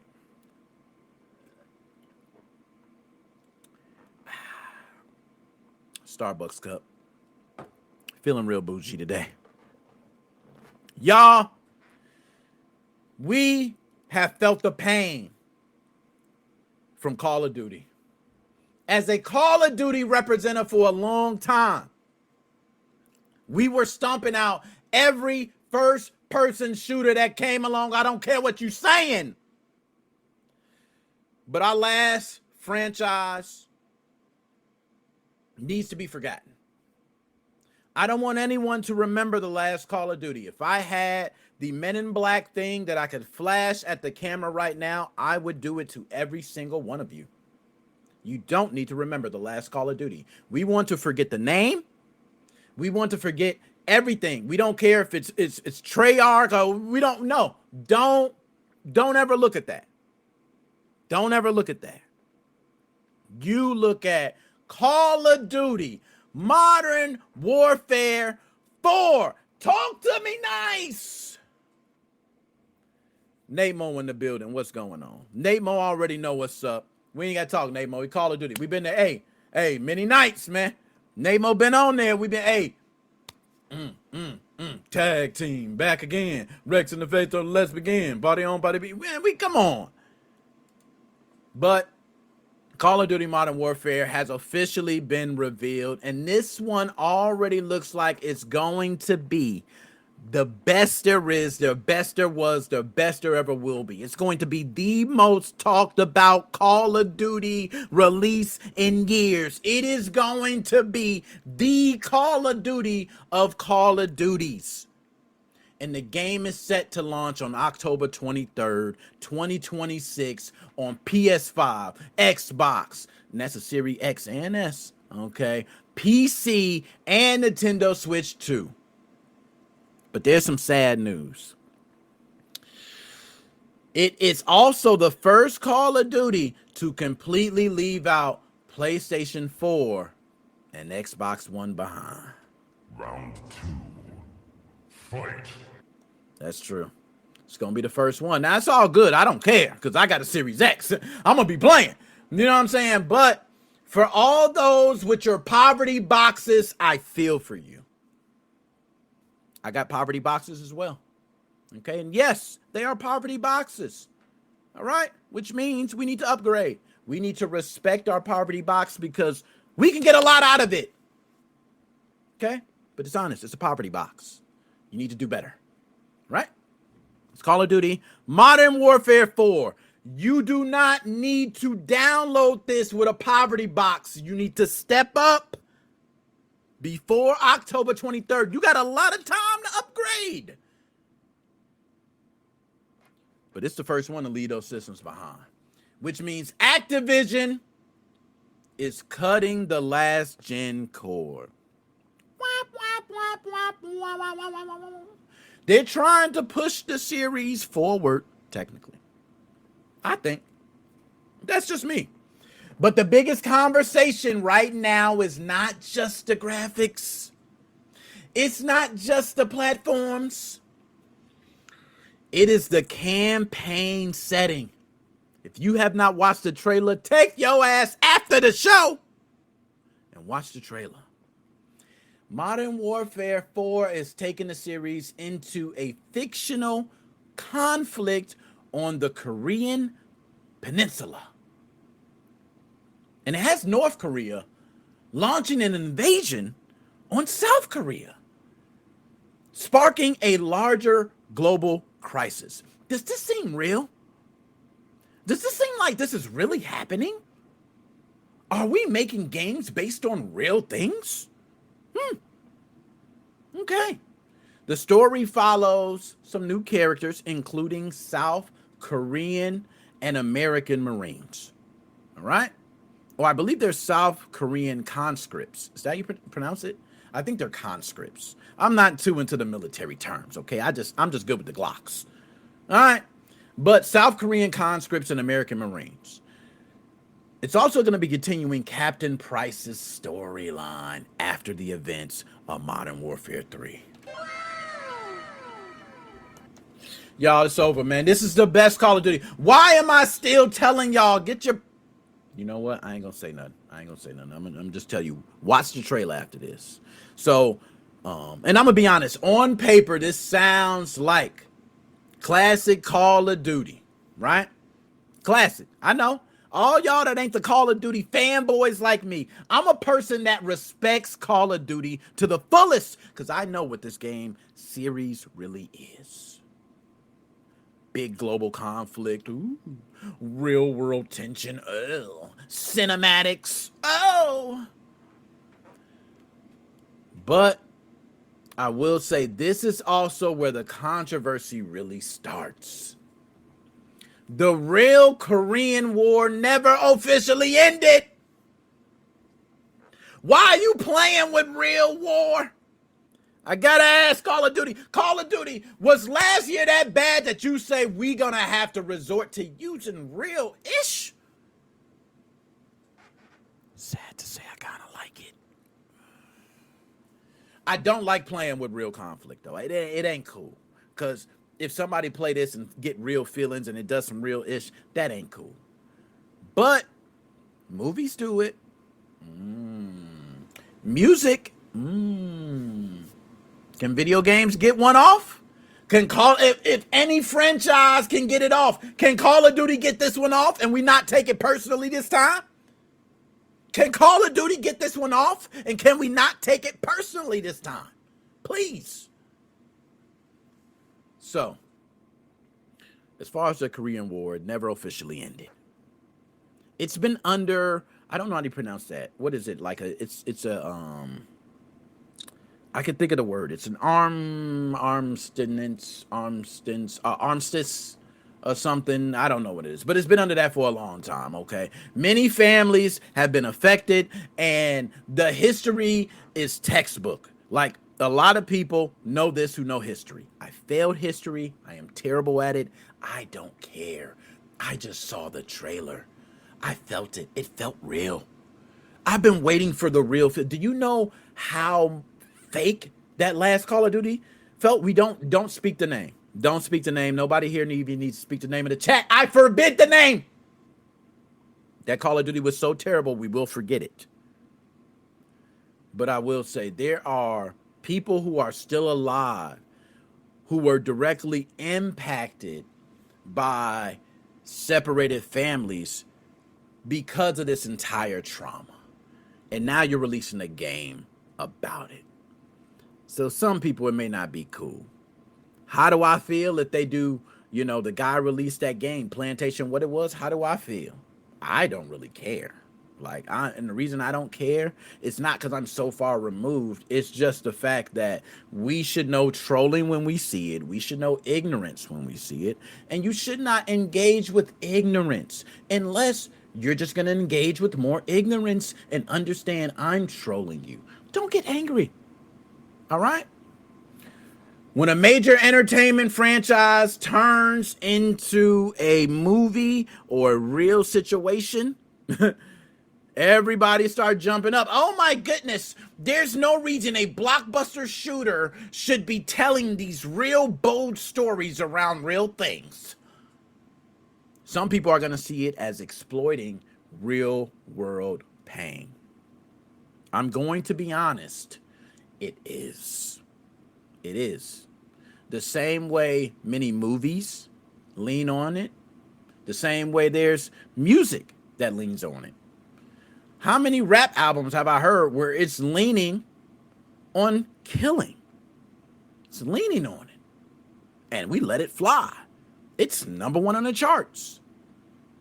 So, can Call of Duty get one off, y'all? Please.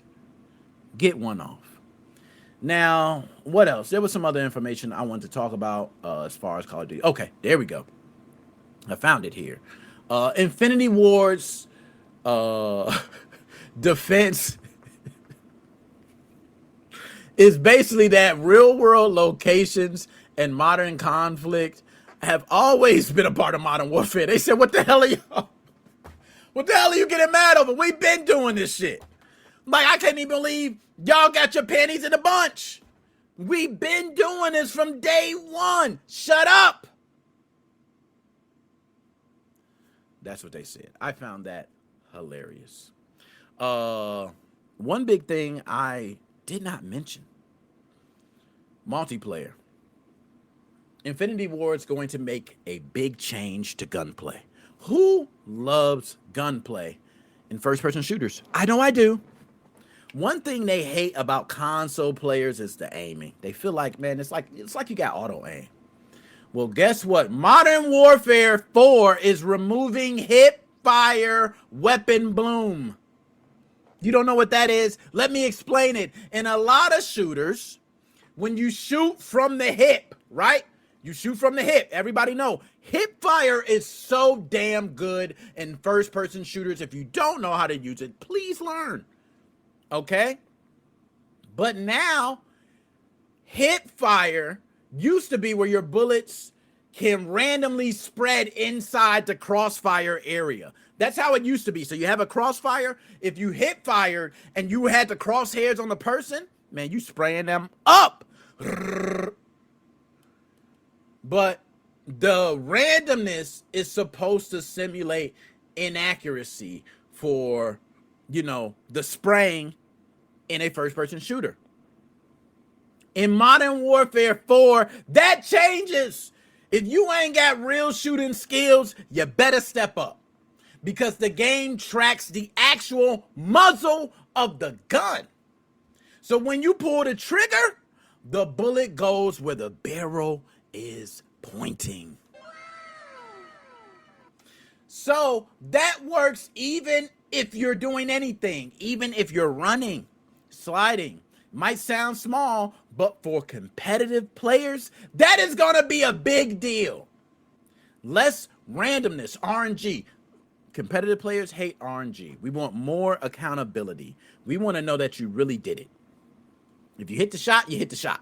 That's all it is. If you miss, you miss. That's it. Skilled players are probably going to love it because it rewards aim, tracking, good movement, hand and eye coordination. But casuals, they gonna see it differently because close range fights are gonna be real lethal now. You're gonna miss your shots, but somebody who can aim, block out.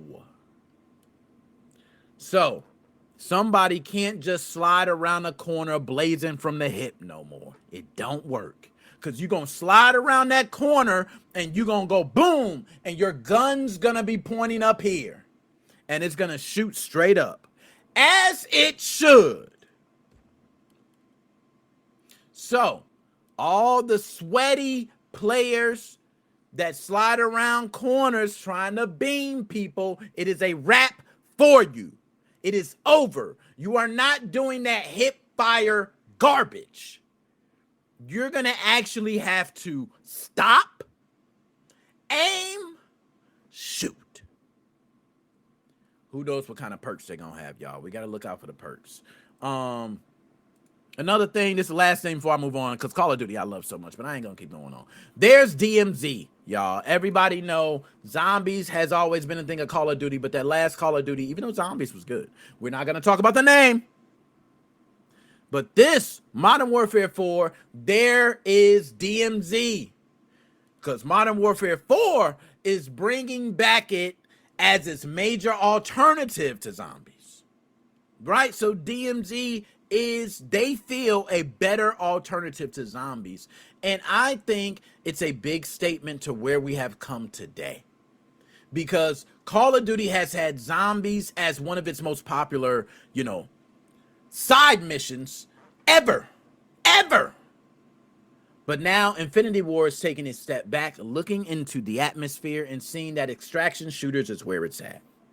So Activision is still chasing a sandbox survival like loop where you drop in, loot, and complete objectives. Nah, Infinity Ward, they know where it's at, man. We want to lean back to extraction shooters. It's what's hot right now. I'm not going to lie. They did right. Because people do like extraction shooters. It is very popular right now. And I can see this mode being popular. Now, whether it will be popular in the future, they do not care. Because they are trying to come now. Pause. So, I'm going to ask everybody out there. How do you feel about Call of Duty? Modern Warfare 4. Will this actually be the Call of Duty of Call of Duties? Will it be a good Call of Duty? Will it be better than a lot of the first-person shooters we've seen out there? Because I can tell you, this year alone, do you want to know the first-person shooters that I have played that have smoked Call of Duty? I can tell you, Ready or Not, Body Cam. And a lot of people don't know about Body Cam. I'm going to say it again, Body Cam. Look it up. If you have not played it, it is the most realistic shooter I have ever played in my life. And I'm not talking about realistic just on, oh my goodness, the people, the AI acted so real. And no, I'm talking about realistic that when you look at it, you cannot tell me the difference if that was a real person or if that was a video game. It's amazing. So, how do you feel about Call of Duty Modern Warfare 4? Would you like to see it? Yes or no? Now, we're going to go ahead and move on to the next one. Bam! Y'all know what time it is, man. It's always the time for the one, man. This is Dude, I Got the Munchies. Yes, if you like your left-hand cigarettes, if you got a Fat Boy snack pack, if you like to go out at 2 a.m., because, yo, I'm hungry, man. Everything closed. This is the spot for you. We talk about some of the greatest, latest foods that are hitting to your area. And you are going to love this. So please, let's jump right into it. And I'm going to pull up the chat again. I don't want to miss y'all. But I want to pull up some things before I go into it. Devin, it should come out standalone, not in a zone where all the COD are. Okay. Petrix, this is another one. As far as Call of Duty, could be a great game. I like the innovation you described, the re-hip firing, but trailers can be very deceiving, misleading. I hope it go good as expected. He is absolutely correct. Trailers have been so misleading, so much so that some video game companies have been sued because the trailer did not look. And I want to say that was Watch Dogs 2. That actually used footage that was not ever in the game and did not look nothing like it. I may be some misinformation there, but I think I'm correct.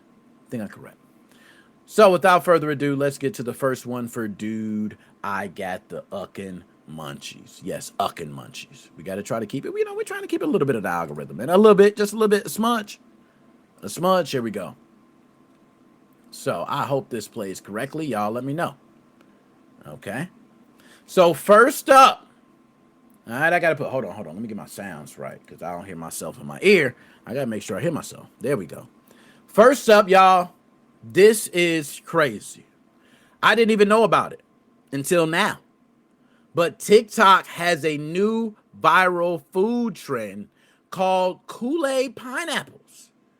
People are taking pineapple spears, mixing the juice with Kool-Aid powder and extra sugar, and then letting the fruit soak until it turns bright red, blue, pink, whatever color you put in there that gets the most attention online, apparently. That's what people are doing.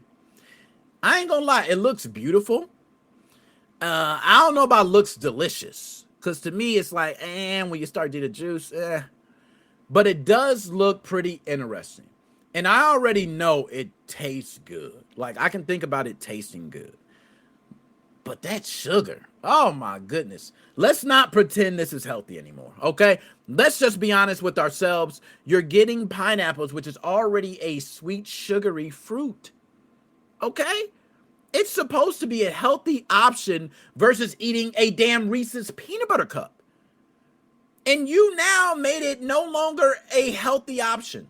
At that point, the pineapple is candy fruit with texture. Now, I'm going to go ahead and, yes, good. Okay, let's go ahead and hit the loop with the video. All right, I wanted to make sure to get the video on the loop. But, yes, there is no sound. I didn't want the sound to play over me, but you see what they're doing. They're buying, I believe, members marks. I'm not sure if those are at Costco or Sam's Club. I think it's Sam's Club. But they're going ahead and taking those pineapples, as you can see on screen, putting sugar and packets of Kool-Aid in there. Now we have Chelsea with a no thanks to the Kool-Aid pineapples. Momo says, if you take a bite, you don't put it back into the water. Bravo, Momo. I got to give you that one. You get a can, you dig it. I think that's what makes it grossed out. Right? That's the part that makes it gross. When you take it out, do not put your crusty finger juice and all that back in there. That is disgusting. Matter of fact, like this one right here. You see how I fell back in there? Right? Hold on. I got to stop it right there. I'm not eating out that jar anymore. That jar, that is your jar, first of all. And I hate to be the one to do this. I know. I just got to do it. I can't stand those hairlines, bro. I can't stand those hairlines. I got to say it. I don't know why they do the whole drawing on thing, and I don't know where that's at. Is that in Atlanta or something? I don't know. I don't know, bro. Just educate me. I'm out the loop. But I hate them hairlines. And then you got your fingers in the joint. And then you got the don't dap me up with them knuckles. Because I'm a, you know what I mean? But I'm not going to lie. The plate she got slamming. Got the whole Kool-Aid joint. All right. You know what I'm saying? I feel you. I feel you on that. But I just had to say, don't put your finger. Put some vodka in it. And it makes it hard fruit bites. My man Devin said diabetes heart attack drink. Now look, he did it with cherry and pineapples. That is interesting. But he's right. You put some vodka in it, make it. Now I ain't gonna lie. If you make a little alcoholic drink, that is an interesting party dessert, right? Like, hey guys, these are loaded with vodka and something else. So each one you eat, but vodka's strong. You know what I'm saying? You're going to be like, I could imagine your face with some vodka. Oh, my goodness. But that's the, how do y'all feel about the Kool-Aid pineapples? That's the Kool-Aid pineapples. Things look delicious, man. I can't even lie to you. They do look delicious. Like, but I know it's a heart attack waiting to happen. Why would I do that to myself? It would be idiotic to just do that to myself. Let's move on to the next one. All right. Oh, I got to take this one away. Why didn't you replace it? Remove. There we go. So this one, I'm not going to lie, looks delicious. Panda Express is launching a new Cantonese barbecue brisket for the summer.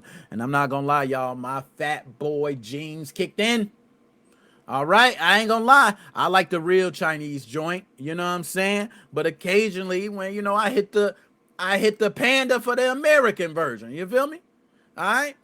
This Cantonese barbecue brisket, it's slow cooked brisket, seared in a char siu style glaze with flavors like soy sauce, fermented soybean paste, mirin, and sesame oil. I hope I got those ingredients correct because I don't know how to pronounce most of that. I'm gonna be honest.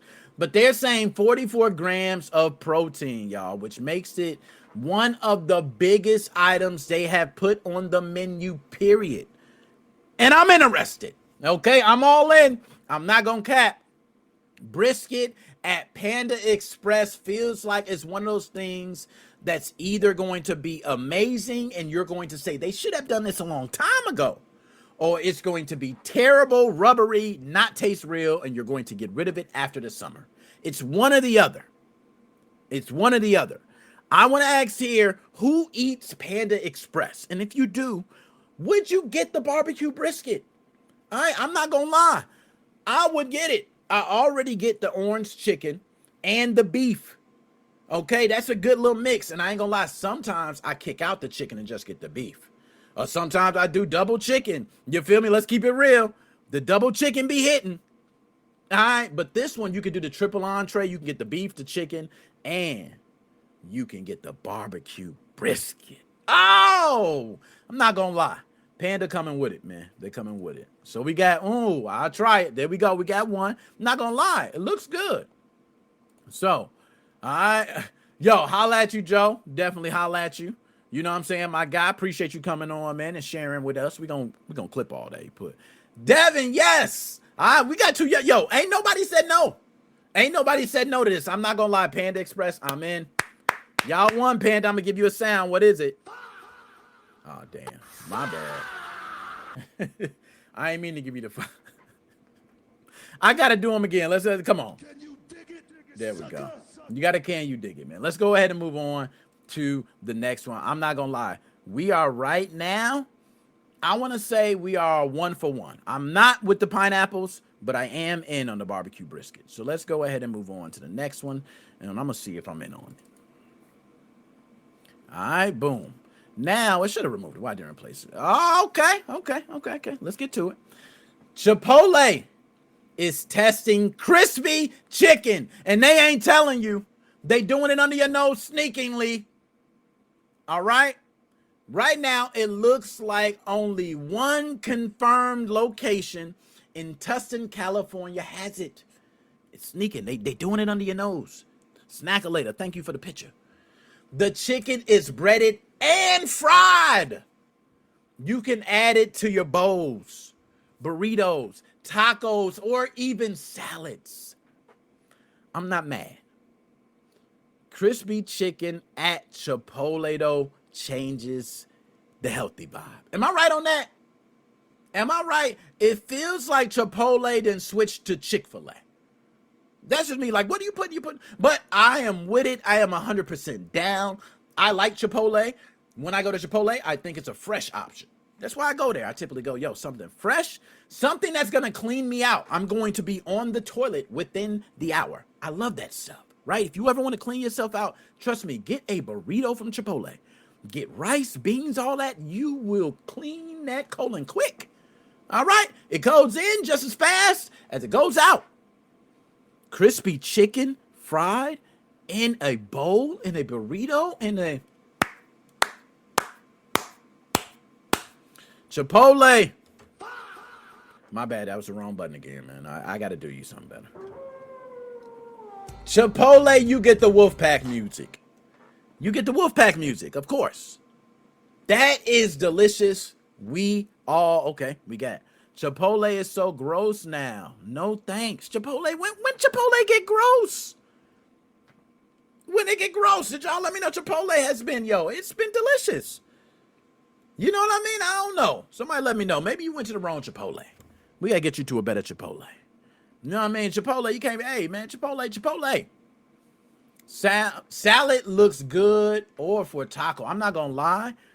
That looks great for a taco. That looks delicious for a taco. Salad, too. I think if you're a salad person, having these, even just getting these on the side and adding them to your salad would be a nice plus. So, we in or we out. We got a you know what I mean? I feel you. I'm in. I'm all in with this one, man. So we 2 for 1 right now. Let's go ahead and move on to the next one. I gotta say, okay, without antibiotics and free of artificial, come on, sounds like EU meat.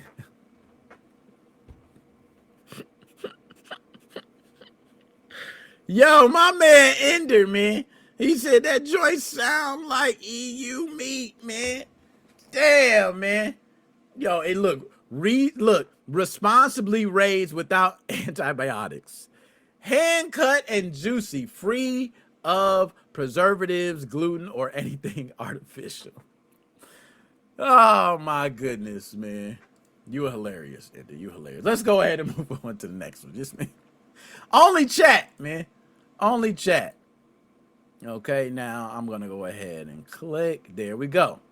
So, this one I'm not going to lie. Great news. Great news because I think it's about time. Let's go ahead and give it up first and foremost for Popeyes, man. We got to give it up, y'all. Popeyes is bringing its famous biscuits to the grocery store in a box mix. Finally, Popeyes biscuits is spending time with me. The biscuits come in home style and Cajun cheddar. Each box is going to make up to 10 biscuits. I love the idea, especially the Cajun cheddar flavor. But we all are going to question, is it really going to have that real Popeyes taste? Okay? Is it going to be like that, or is it going to be like a regular biscuit mix, like Bisquick? Right? I can make biscuits with Bisquick. I also can make pancakes. Is it going to be like that? Either way, you're going to need something to drink because we know it's going to be dry as hell. Like Popeyes biscuits are now frozen. Most locations are not making them in-house anymore. It is terrible. Look at the biscuits at Popeyes. Y'all remember when the biscuits used to be different shapes? You used to have cones and all this different. Every biscuit at Popeyes is the same level. It's like if you put a quarter on the biscuits, it would slide all the way down like a damn Plinko machine. Like, it is ridiculous. All right? I wish we go back to making biscuits fresh, and maybe we can get real biscuits with this box. So I'm hoping, I'm praying. If not, just give us the frozen biscuits. Put them in the stores. We will buy Popeye's frozen biscuits. You sell them in the restaurant. We can just buy them. Done deal. White Castle sells the burgers. Come on.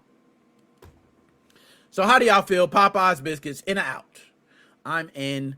Of course, I love the Texas Roadhouse rolls. I love the Red Lobster cheddar biscuits. I love, what's another one? It's another biscuit I'm probably forgetting. Church's Chicken. I'm looking at you, Church's. You right now, and I got to ask this for everybody out there. What is the #1 biscuit in the business right now? We got a few. You go to Texas Roadhouse, slamming, okay? Them rolls slamming. You go to Olive Garden, bread, slamming, okay? You go to Red Lobster, cheddar biscuits, slamming. But Church's biscuits, to me, got them beat, y'all. I must be ghetto. I must be ghetto because Church's with the little drizzle on the sweet. Oh, man, am I just ghetto from the hood? Or does Church's biscuits really have all those others beat? Cracker Barrel biscuits. I'm not going to lie. Cracker Barrel biscuits is fresh. They fresh. But the thing with Cracker Barrel is if you did not have butter, right, would they be as good? See, the thing about these other ones we can name, you can just bite it. Texas Roadhouse, you just bite the roll. It just hit different. Cracker Barrel's fire, though. I'm not going to lie. I'm not going to lie. It's super fire, bro. I don't even know why I'm capping right now. Let's go ahead and move on to the next one. Now, we talking. Taco Bell has been on a roll, and for those who do not know, Taco Bell has single-handedly taken, I think, the creative energy and has become #1 in the industry. I don't think no one has been as creative with food in the market as Taco Bell, being able to innovate, create instantly, and bring out. I think they're the quickest. And this latest is just another step. Taco Bell has brought back the shredded beef dipping taco, and that's not the icing on the cake. The icing on the cake is they're adding the new shredded beef nacho fries. Yes, the taco has shredded beef, 3-cheese blend, and creamy jalapeno sauce, and a crispy grilled crusted tortilla with red sauce, right? Delicious. You can dip it right there. Beautiful. The fries, though, is what I'm here to talk about. The fries come loaded with shredded beef, nacho cheese, 3-cheese blend, creamy jalapeno sauce, and pico de gallo. You might think it sounds messy, unnecessary, disgusting, but I'm not gonna lie, it's exactly what Taco Bell fans love. And that is what I'm going to try next at Taco Bell. I'm trying the shredded beef nacho fries. It's an automatic yes for me. Automatic yes. We've been waiting for the shredded beef. I can get shredded beef mixed with the cheese and mixed with the fry. I can just eat it with a fork. What? That's a full meal. I get the meat. I get the cheese. I get the fries. Come on, man. What are we talking about? Taco Bell won. You won, Taco Bell. Okay, you won. I ate this 10 minutes ago, and I said, that's bogus, man. I'm hungry, too. And I said, you know what? I bet it was good. Now that you said it was delicious, I got to try it. I know it was. It looked delicious. It looks delicious. Right? Anytime you got something that looks delicious, you know it is. Devin, fire. It's fire, bro. Nonetheless, let's move on because I'm getting hungry. In or out, it seems like everybody's in on the shredded beef taco. Let's go ahead and move on. Shredded beef taco, you won.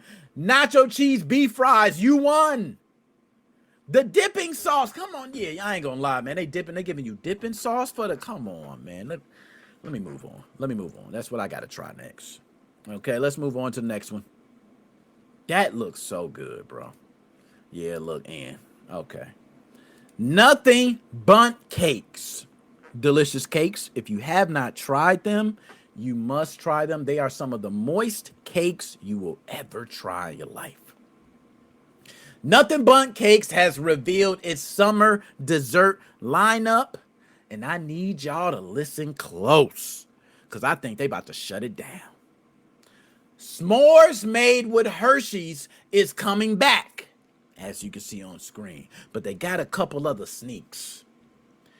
Peach cobbler is coming in June. Cinnamon Roll Buntlet is coming in July. Shall I continue? Lemon Raspberry returns later in the summer. I've tried lemon raspberry. That is the most delicious one I have tried yet.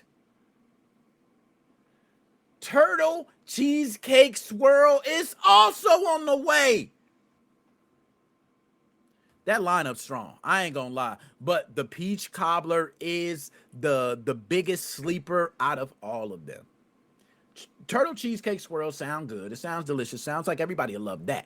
But we got to talk. If this peach cobbler is what it is, ooh, Charlie, we talking. So Nothing Bundt Cakes. Shout out to y'all. If you have not tried one, very small. They make bigger cakes.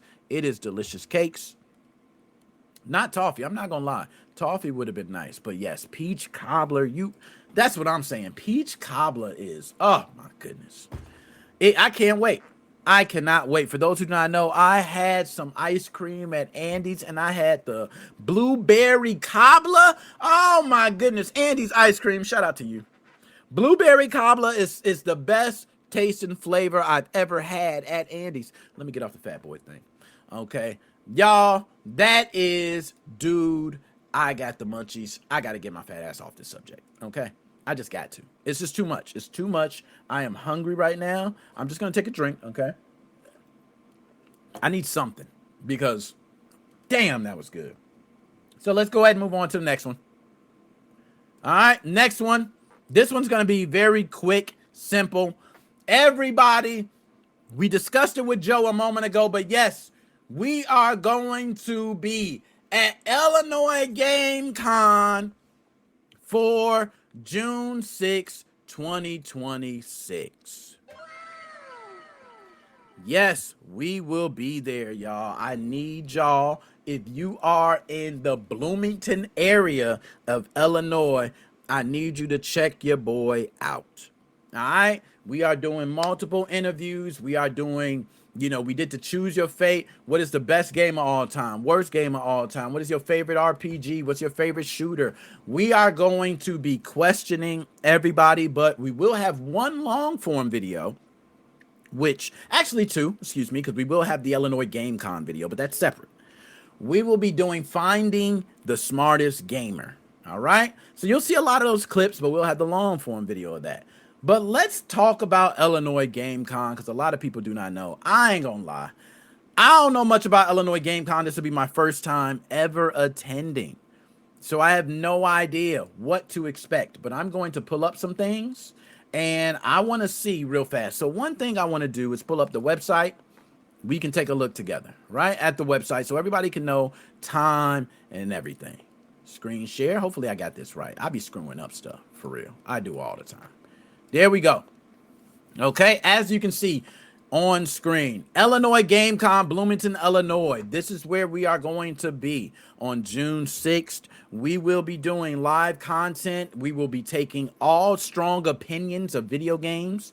We are going to be shaking ish up when we get there. So you see, it's about video game, console, and trading card vendors, regional artists, free-to-play retro game room. We will be playing games. We'll be looking at that. There's also tournaments and more. It's going to be next Saturday, or the Saturday coming up, I should say, June 6th at Interstate Center in Bloomington, Illinois. All right. And they got a bunch of things. Check out, tons of experience, yada, yada, yada. You can go to the website and check that. Dude right here, that caught me off guard, bro. Like, yo, what is going on? All right, let me get off this, man. Let me get off this. It's just looking crazy. All right, Jurassic, great local food. Okay. So you see the event, early access pass if you want it. A lot of different things going on. That is not the main thing I wanted to cover. What I wanted to cover is I'm very interested in this. And I'm going to share the screen on this, because this is the band that is performing at Illinois Game Con. And I'm very curious about this band because I want an interview. And I wrote them. I don't know if they wrote, I got to check out and see if they wrote back. If they did, hey, cool. But Arc Impulse, they actually are going to be performing. And if you notice, they perform nothing but video game. music. I never knew that, right? I didn't even know this was a subculture, right? So we're going to hit something, hopefully. I want y'all to look. Now, we don't want to go too crazy. Oh, Punch Out. That is great. All right, that's enough. We ain't going to do too much. You know how YouTube gets, right? They are doing the Punch Out theme music, bro. Arc Impulse. Shout out to them. I'm trying to get y'all an interview, man. All right, I hit the like already. All right, you know what I'm saying? I like this joint. As soon as I seen it, I like it. So we're going to be at Illinois Game Con. I need y'all to represent. Shout out your boy. You know, anything y'all want to see, let me know. Podcast listeners out there, y'all too as well. Comment, let me know what you want to see. I'll do anything, bro. Just let me know what you want me to do, and I'm going to do it. All right? Not like that, though. I ain't doing nothing crazy. Like, that sounds like some pause for this shit. Let's get some things straight. All right? I mean, as far as real content towards gaming, we ain't doing nothing crazy. But, yes, it is next week. So, if you are at Illinois Game Con, if you are, holla at your boy. Okay? Nothing further. Shout out Illinois Game Con. And, yo, I want to say, do they have any... Let's see. I think they did have a video just so we can watch the video. I ain't going to do y'all like that, Illinois Game Con. I'll give y'all a little light, right? Because that was kind of quick. I did go over everything pretty quick. They do have a video, a trailer. Let's play the trailer. Illinois Game Con trailer, right? They got like a trailer. There we go. The wait is over. Here we go. So I'm going to play the sound. Let's see if you can hear this. I'm going to share the screen. One moment. Whew. Well, hey there, little guys. What's that? The Illinois Game Con is happening today? Let's go! Illinois' biggest gaming convention is Saturday, June 6th at the Interstate Center in unbelievable Bloomington, Illinois. Experience a huge variety of video game and trading card dealers. Hold up, man. Yo, he nailed the old school commercial, bro. He made that Joker look like it was made back in 1980, bro. I ain't gonna lie, that caught me off guard. He said, look how old he made it look. That was well done. The trolling, and that was nicely done. That was nicely done. Regional artists and independent developers. Enjoy our game room with tons of free play consoles, board game library, fair-style games, and VR. New this year is our outdoor stage with a live rockin' band, cosplay contest, trivia, and more. Test your skills in one of our video game tournaments or our challenge mode game room. Ah, that's pretty. Yo, hold up. Is that a Dreamcast? Let's go. Yes, now, look, they ain't got no VMU up in there, though. You know what I'm saying? You could have slid a little, VMU up in one of them things. You know somebody stole that VMU so quick. Fill up with our great local food trucks, drink and snack vendors. Back again is our world-famous Super Smash Summer Slam. Real wrestlers in the ring, dressed as your favorite Smash characters, ready to rumble. Check out times and ticket information on Facebook. Yo, ready to rumble. Wrestlers in the up. ring, dressed as your favorite Smash characters, ready. My man, Pikachu, hit Sonic so hard, and then you seen the rings fly, bro. That's crazy. Hold on. Can we get that? Ready to rumble. Check out times and ticket information on Facebook or at IllinoisGameCon.com. I'm so glad we got to crash the best convention in the galaxy. Illinois ring, dressed as your favorite Smash characters, ready to rumble. Check out times and ticket information on Facebook. Yo, or the at flex favorite is Smash so. Hold on. Real wrestlers in the ring. The flex is so real. I want y'all to just watch how he flexes his ass. Sonic dressed as your favorite Smash characters, ready to rumble. Check out. All right, man, we done, man. Stop. Illinois Game Con will be there. Let's go ahead, man. Let's move on to the last but not least, man. All right. Y'all know what time it is, man. And how did they get this behind here? You see my choose your fate? What happened? Hold on. Something must have happened. Something else is on in the back. What is Dream? What is going on, bro? What is that? Hold on. That's actually, I'm not looking at that. Oh, you know what? I bet I know.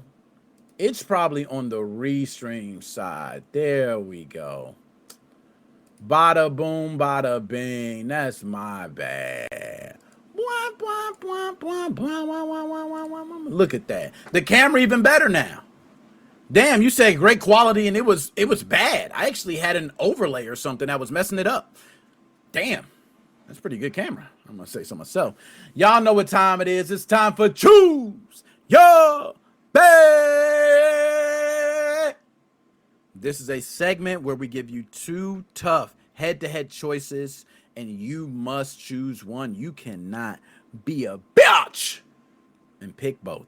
You must pick one. You have to stick to your guns and prove the reasoning of why you picked your choice. You do not get to say, I picked that one. I just do. It don't work like that. You must destroy the other choice at all costs. So without further ado, let's go ahead and get to the first. Choose your fate. What do we got? Oh, okay. Now, for everyone that's vertical right now, I'm going to help you out because you don't see the entire screen. So let's try, nope, not this. Let's see if we can get you guys straightened out here. How can we do that? Maybe we can do this. Nope, that's not going to work. You guys, maybe SOL. No, you're not SOL. Hold on. I'm going to get you vertical viewers. Let's change it to this. And you know what? That's okay. It does give you, I don't like that. It works out for the vertical viewers. Let's see this. See, that's not good for the vertical viewers. What about this? That's better for the vertical viewers. And it works. We should be able to see everything. Let's go with that for now. We'll try it out. We'll see how this works, okay? Because you can see everything. I'm on the side. I don't know how I like that. See, I like the full screen feel. Right? But we'll go ahead. We'll play with it. All right? Which are tougher to beat? Left 4 Dead zombies or Dying Light zombies? This is a tough one, but I think it's Left 4 Dead zombies. Left 4 Dead zombies come by the hundreds. It is no stopping them. Dying Light, I know it's a lot of zombies, and the way they move, they take a lot of hits. Have you played hard mode and all that stuff? But I'm sorry, Left 4 Dead zombies are infamous for taking you out. They're infamous for you not moving ahead and getting destroyed. Left 4 Dead, you better keep moving and get to the end, or zombies will win. It is one of those games where you can have 4 guys who are great at the game and still lose because the amount of zombies are overwhelming. So I just have to say, regardless of how tough Dying Light zombies are, Left 4 Dead zombies, then you forgot, you got the tank, right? You got the, what is it? The boomer, I think it is. You got the other. So you got different zombies. I think this is an easy choice. I think it's Left 4 Dead zombies. Final answer for me. All right. Now, I'm not going to lie, a little biased. I love Left 4 Dead. Dying Light, I haven't played much. That's why, right? I've seen the zombies. I haven't experienced the zombies. Left 4 Dead, I experienced the zombies. But I had to say that at the end. Okay, let's go ahead and get to the chat. Devin, I go for Dying Light. I played a lot of Left 4 Dead too. All those zombies are like feathers. Now, that's one thing that's true. But then when you get the zombies coming with the tank, mixed with the thing, what's the thing that grab you up? Mixed with the thing that explode. Is that the bomb? Mixed with all of it. Then it get a little tougher, you know what I'm saying? But I feel you. Let me take off the caption too. I forgot I got the caption for Illinois Game Con. My fault. There we go. So, but I'm with you though. I'm not mad at anybody that picked Dying Light. I think this is actually a very tough choice. And people who pick Dying Light, I actually think I'm going to be in a minority for this one. I'm gonna be honest. I think I will be in a minority. I think most people probably will pick Dying Light, but I think Left 4 Dead zombies, man, they are something else, man. It's like War of the Worlds. You know what I'm saying? When it comes to them. All right? I'm just saying. That's my answer. Let's go ahead and move on to the next one. Okay, let's see what this one is. Okay. Which was more exciting? And I might, vertical viewers, y'all might have to get it because I ain't liking this. I'm going to be honest. I just ain't liking it. I ain't liking it, vertical viewers. Okay? So y'all just going to have to see this. Y'all just going to have to deal with this one. Okay? Y'all just going to have to deal with it. I can't switch it up. I don't know how to change it, nothing. All right? So, which was more exciting to experience? Blockbuster video game section or Toys R Us video game aisle? So, young bucks, I need y'all to step to the side and let Unc tell you what it was. Y'all, this one is a tough one because both of these were very popular and very exciting to walk through as a kid. But I think there is only one right answer. Blockbuster video game section. Multiple reasons. Oh, let me loop the video. Didn't loop the video. That's my bad. That's my bad. Blockbuster video because, one, you had a higher percentage of leaving with the game. Mama and daddy was more than likely to rent you a game versus pay for a game. For those who do not know, some of those prices, $39.99, $49.99, back then, and you're still seeing those same prices today on some games. So that just shows you prices in gaming were expensive back then. So, as good as the Toys R Us aisle was in the video game for showing all the games, it also had that TV at the top, right? And it had the little controller down there. You play the game, you looking like this. Every kid broke their neck trying to play a Toys R Us like this. Man, it was so much fun. Oh, man, I love this. Like, it was an amazing moment. Toys R Us looked better. It looked better because Toys R Us, you had the glass, you had the, and that was when they had instruction booklets, right? But I just feel like Blockbuster was an experience. You were able to grab the game, get the game, go home with the game. You can get 2 games, 3 games. You could splurge. You could feel like a billionaire, man, coming out of there. That's just me. That's just me. But let's go to the chat. Let's see what I got. Steve said to us, I already know, man. I knew I was going to be in a minority in this, bro. They don't understand. I know, man. I used to be in that Toys R Us section too, dog. It was fire. I played Mario 64 for the first time at Toys R Us, and I remember the aisle was packed. People were standing around waiting to play. Toys R Us was the spot. Then, if you didn't like the video game aisle, you can go down by the bike aisle. You can ride bikes. Remember the action figures? There were G.I. Joes and all them. Man, Super Soakers and all, man. Devin, Toys R Us. I knew I was going to be alone on this one. Yeah, that's my bad. I mean, I picked Blockbuster. I thought it was more exciting. You know what I'm saying? As a kid, you could accidentally slip up on a Blockbuster card, right? Oh, it's a Blockbuster card on the floor. Oh, looks like I'm renting 17 games today. And then Blockbuster goes, you can't go over 5. Damn it! I tried to scheme the system. This is a tough choice, but I feel y'all. We don't have a Blockbuster. Okay, I feel you. If you didn't have a Blockbuster by you there, that's another story. Blockbuster and Toys R Us. Toys R Us was a lot further. That was another thing, too, for me. So maybe that could be. It could be a proximity thing. Nonetheless, that was a tough one. Let's go to the third one, man. Because that was tough. That was tough. That actually was one that I had to think on. Woo.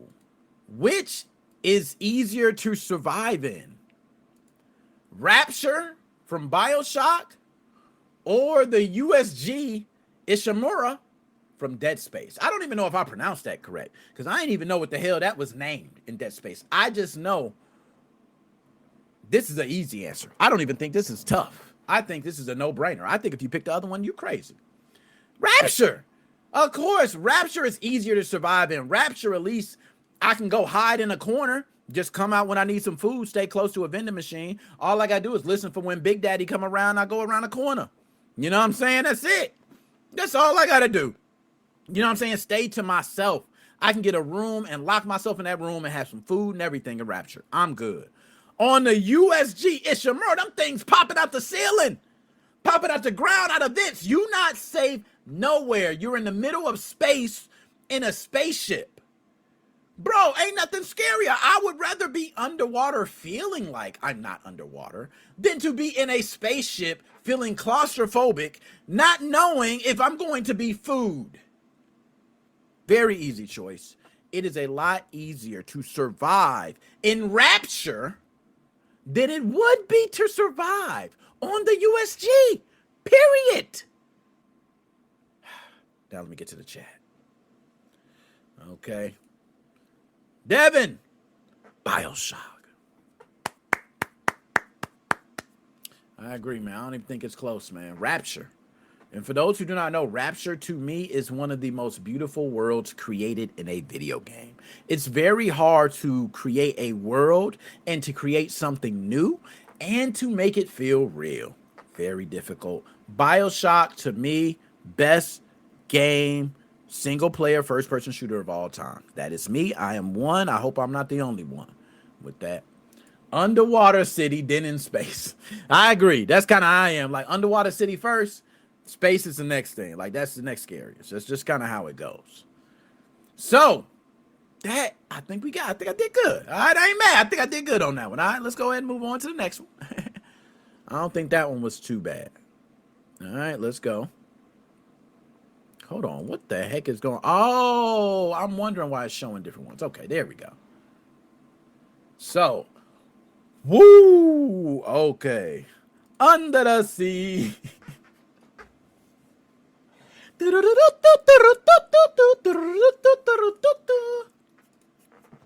Ah, you a fool for that one. Ooh, this is a tough one. Who wins in a battle? Pyramid Head from Silent Hill or Mr. X, Resident Evil 2? I'm going to try to take some things into account for this one. Mr. X is a super abnormal strength being. I don't think Pyramid Head is going to stand a chance with that. But from my understanding, Pyramid Head cannot die at all. So for that fact alone, Pyramid Head wins. Can't die. If we're, hold on, cut the loop on, can't do it. So if Pyramid Head cannot die, my mind has to say Pyramid Head has to win this battle.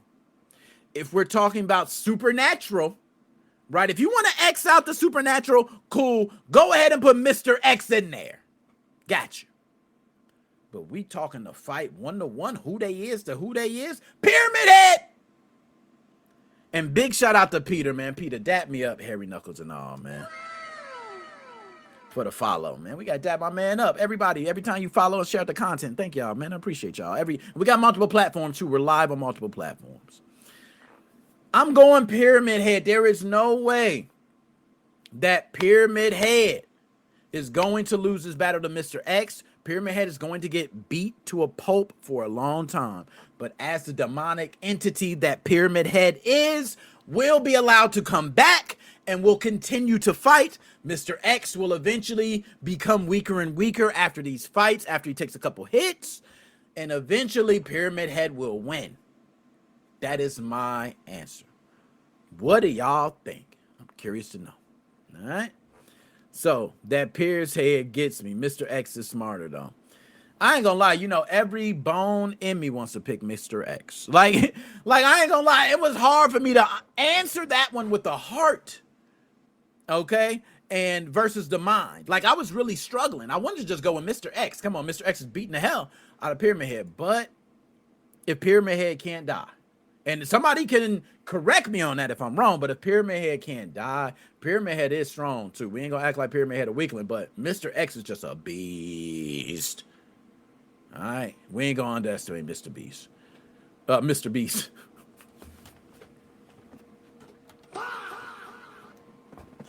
Wow, let's move on to the next one, man. That's how you know Mr. Beast's name be getting called out on accident. He got too much shit going on. You need to stop.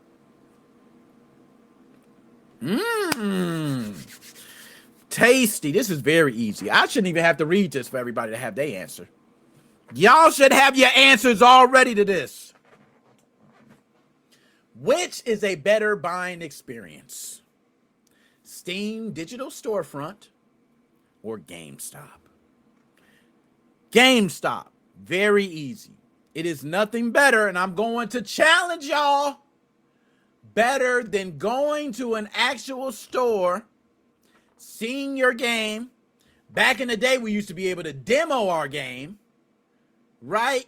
We used to be able to learn about the game from the person there. And we used to have comparison games.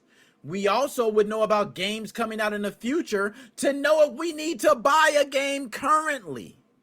There's a lot of things that do not get talked about in the experience of buying physical media. It doesn't get discussed. Let me go ahead and loop the video. That was my bad. And this is one of those things that don't get discussed. I agree.